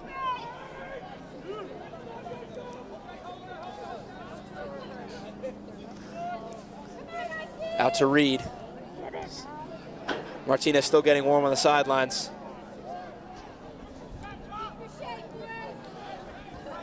Barbero. Up to Jimenez. Jimenez still fighting for it. Nice footwork there. Has Delgado in the middle. Delgado plays it wide outside for Dupree. Okay, Dupree gets to it. We're going to get some numbers up in the box here. Delgado has it. Delgado fighting for it, Marini. There's going to be a shot from Boshin. Should go after a corner kick. That was number 7, Andrew Coletti. They're both wearing the long sleeves and the black gloves. Got confused there for a second. But now we will see Jaime Martinez checking in. And he will replace Joe Dupree.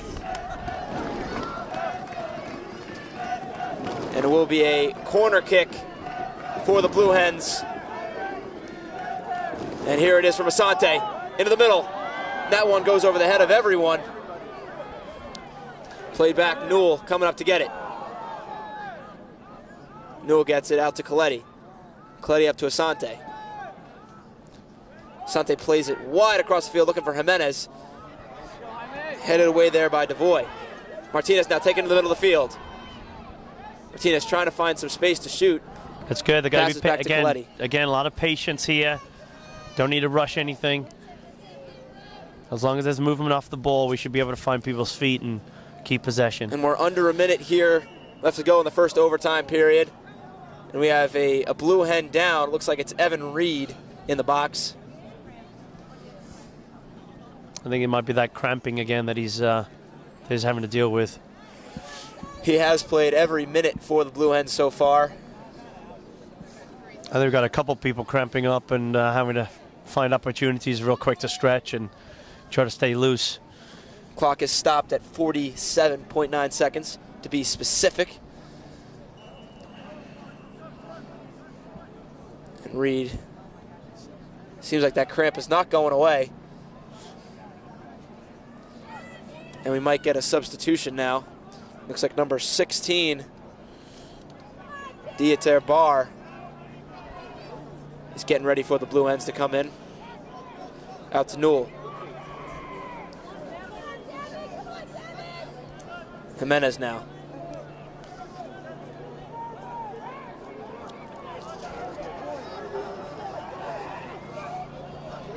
Oh, and Sampson maybe thought Reed was still in the game. Looks to him, the ball goes out of bounds. And Barr will step in for the Blue Hens, appearing in his 8th game. And that'll take us to the end of this first overtime period. We've played 100 minutes, and still neither team able to separate themselves here. It's going to be a quick turnaround here. I believe there's about a minute or so to kind of regroup, re-strategize, and then we're going to have to switch halves of the field, and we're going to get going again. Won't be much time for too much conversation, but I'm sure Henno's going to try to get in a couple words as he can with the players that he wants to see something a little bit different from. So if you're coaching in Hennessy right now, what are you telling your boys? I think I'm just trying to tell them to keep the field as wide as they possibly can. I mean, if they've got the numbers up, try to get those services in the box. Be patient on the ball. There's really no reason to get frantic. Try to be patient. I think they've got Northeastern on the heels a little bit, The momentum's definitely in Delaware's favor, so if we can put all those things together, we might be able to come out of here with a positive result and avoid going into penalty kicks, which is no one's favorite way of exiting any kind of game, as we have recently experienced ourselves on the women's side. You unfortunately experienced that in the first round of the CAA playoffs. Your team unfortunately falling to PKs 4-3. Really a tough way to lose. You play 110 minutes of your hardest soccer, and then it comes down to penalty kicks. It really doesn't seem fitting for a game that close, that's how it needs to end. But unfortunately, the game does have to come to a conclusion. But hopefully these teams won't have to see that fate, and one of them can score in the next 10 minutes. Yeah, I think this last 10 minutes is really more about the Delaware players really being able to motivate themselves, really finding a way to rely on each other and find that opportunity to put the game away. I don't necessarily think there's too much tactics going on right now. It's just going to really be about who wants it more, finding that one goal that's going to separate the winner and the loser of this game. And Martinez is checked back in for the Blue Hens, so the front line of the Blue Hens for Martinez, Dupree, and Jimenez. And the back line of Coletti, Garrity, Sampson, and Newell. And then in the midfield, it looks like we have Asante, Mediate, and on the far side, Barr. And then for the Huskies, Marini and Carter, as well as Obregon still up on the front line, looking to put a goal in the back of the net for the Huskies. And we're underway here in the last overtime period. Mediate into Asante. Out wide to Newell. Mediate, getting pulled there, is able to stay on his feet and plays it out wide to Coletti. Coletti keeps it in bounds. Coletti with it still on his feet. Crosses it in the middle. And that one a little low for anyone to get to. But Coletti has it again. Plays into Jimenez, and Jimenez just loses it. Seems like he wanted to make a real quick move, but forgot the ball with him. And it'll be a Blue Hen throw-in.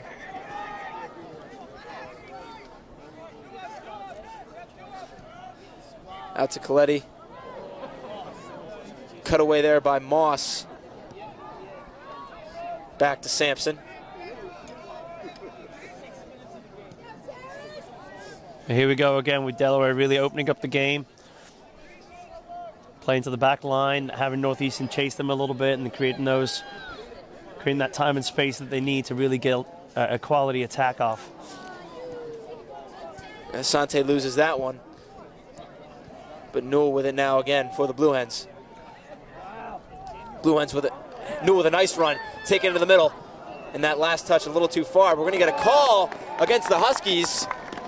And it will be a Blue Hen free kick from about 25 or 30 yards out. And I would assume Jimenez would take this one for the Blue Hens.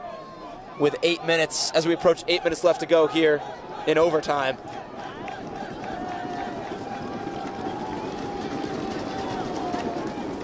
And that thunder you hear are the fans that are still here cheering on both their teams, whether it be Northeastern or the Blue Hens. And we're ready to go. And that ball goes off of a Husky defender, and Faber keeps it from going out of bounds. Yeah, it was easy save for the keeper once it actually hit. Took a deflection on the way in.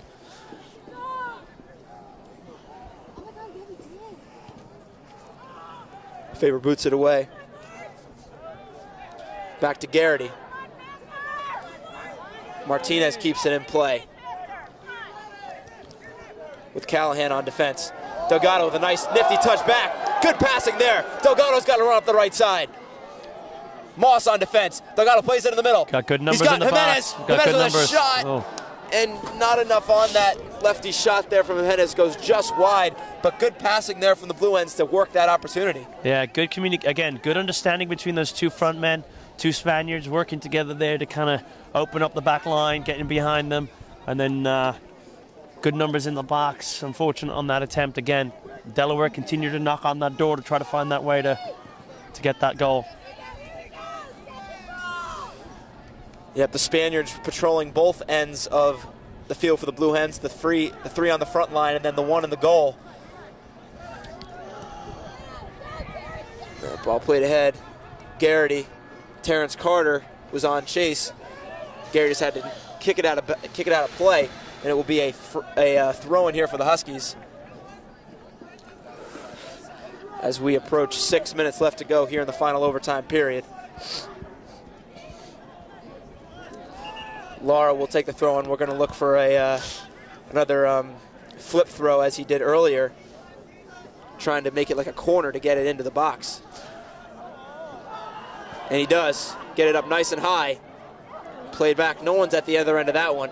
Martinez has it now. Martinez up the right side, and a little bit behind Delgado, and it's played back to Moss. Again, they got to try to find somebody as they come in out of their back, out of the defensive third. They've got to try to find somebody on those clearances, otherwise they're going to find themselves getting pushed back by Northeastern, who come right back on the attack. So a little bit more organization required there from Delaware. Sampson cuts out that pass from Greenblatt. Asante forward to Barr. Barr up to Delgado. Back to Barr. That ball in the middle for Mediate. Mediate finds Martinez out wide with Greenblatt on defense. Martinez in the middle. Patience there from the freshman. Coletti. That ball a little too far. We're under 5 minutes left to play here. Neither team really able to get an advantage here in the second overtime period. Barr out on the left side. Delgado with it now. And it seems as though with all the men that Northeastern has back, it seems like they're kind of playing for the penalty kicks. Yeah, I mean, I'm pretty sure they'll take their opportunities as they get them. But you know, you don't get the feeling that they are trying to push for this goal. Terrence Carter now with it. Carter with a shot. Does not test Borja Barbero. And the Blue Hens going to look to get a quick attack here. Mediate. Mediate with some room. Up to Jimenez. Jimenez back to Coletti. And Coletti. I think Delaware trying to force the ball down that same side of the field a little bit too much there. A lot of pressure on that side. Trying to find those midfield players to try to change a point of attack to the other side of the field. I think that's what Coach Henny would like to see there in that situation. Asante with it now as we approach 3 minutes and 30 seconds left to go. Looking for Jimenez. Jimenez fighting with Callahan. Jimenez has got it. And Moss is there, but the ball still bounces around. Jimenez taken down the box. It's a penalty. It's a penalty. Get a call. Yep, it's a penalty. Against the Huskies in the box. It will be a penalty kick for the junior Spaniard. It's great work, just pursuing the ball. I think Northeastern get a little bit desperate there, and they've given UD a golden opportunity here to put this game away and see themselves in the Final Four of the CAA Championship for another year, twice in 3 years. So this could be big time here for UD. The junior gets set, looking to send the Blue Hens to the CAA semifinals. Dylan Faber in the between the pipes for the Huskies. Here we go. There's a shot. It's a goal. There it is. The junior has done it. Roberto Jimenez buries it in the right corner of the goal. It took us 107 minutes to get to this point, as Jimenez is mobbed by his teammates as he runs over to the fans section. Yeah, what a way for this game to end. Yeah, I don't think I've seen this before. This is pretty exciting. Incredible finish. And the Blue Hens are psyched. They will head to Drexel next weekend to take on the number 1 seeded Dragons, who they lost to 2-1 in the regular season, and a devastating way for the Huskies season to end. They will not be able to fight to regain, to protect their crown of the CAA. They fought hard for 107 minutes. Coach, talk about your what were your thoughts on this hard-fought game? Yeah, I don't think Northeastern can really argue too much about the call at the end there. I think it was a definite penalty, and then to have the resolve to finish the game off, I think Jimenez showed some great courage there to put the ball away. But it was Delaware always knocking on the door. We've been talking about that throughout the game. They looked like the better team. They had the better chances. They weren't just, they weren't able to pull it off. But they certainly avoided a tense PK shootout with 3 minutes and 22 seconds left on the game to put the game away. Well-deserved victory for the Blue Hens. The Coach Hennessy is going to be very happy. The coaching staff, I'm sure, is going to appreciate the way that the guys played today. So that's great work on their part. And it's all smiles here at Delaware Mini Stadium. And that'll do it for us here on Hens All Access. For Neaton Sony, I'm Kyle Coulter. Thank you so much for being with us every step of the way here for this exciting game. And make sure you tune into CAA.tv tomorrow to watch the Blue Hens field hockey team try to win their first CAA title since 2009. For everyone here, the cameramen, the producers, directors, thank you so much for watching. Have a great night, everyone. Thank you, Kyle. That was great. Thank you. See you again, man.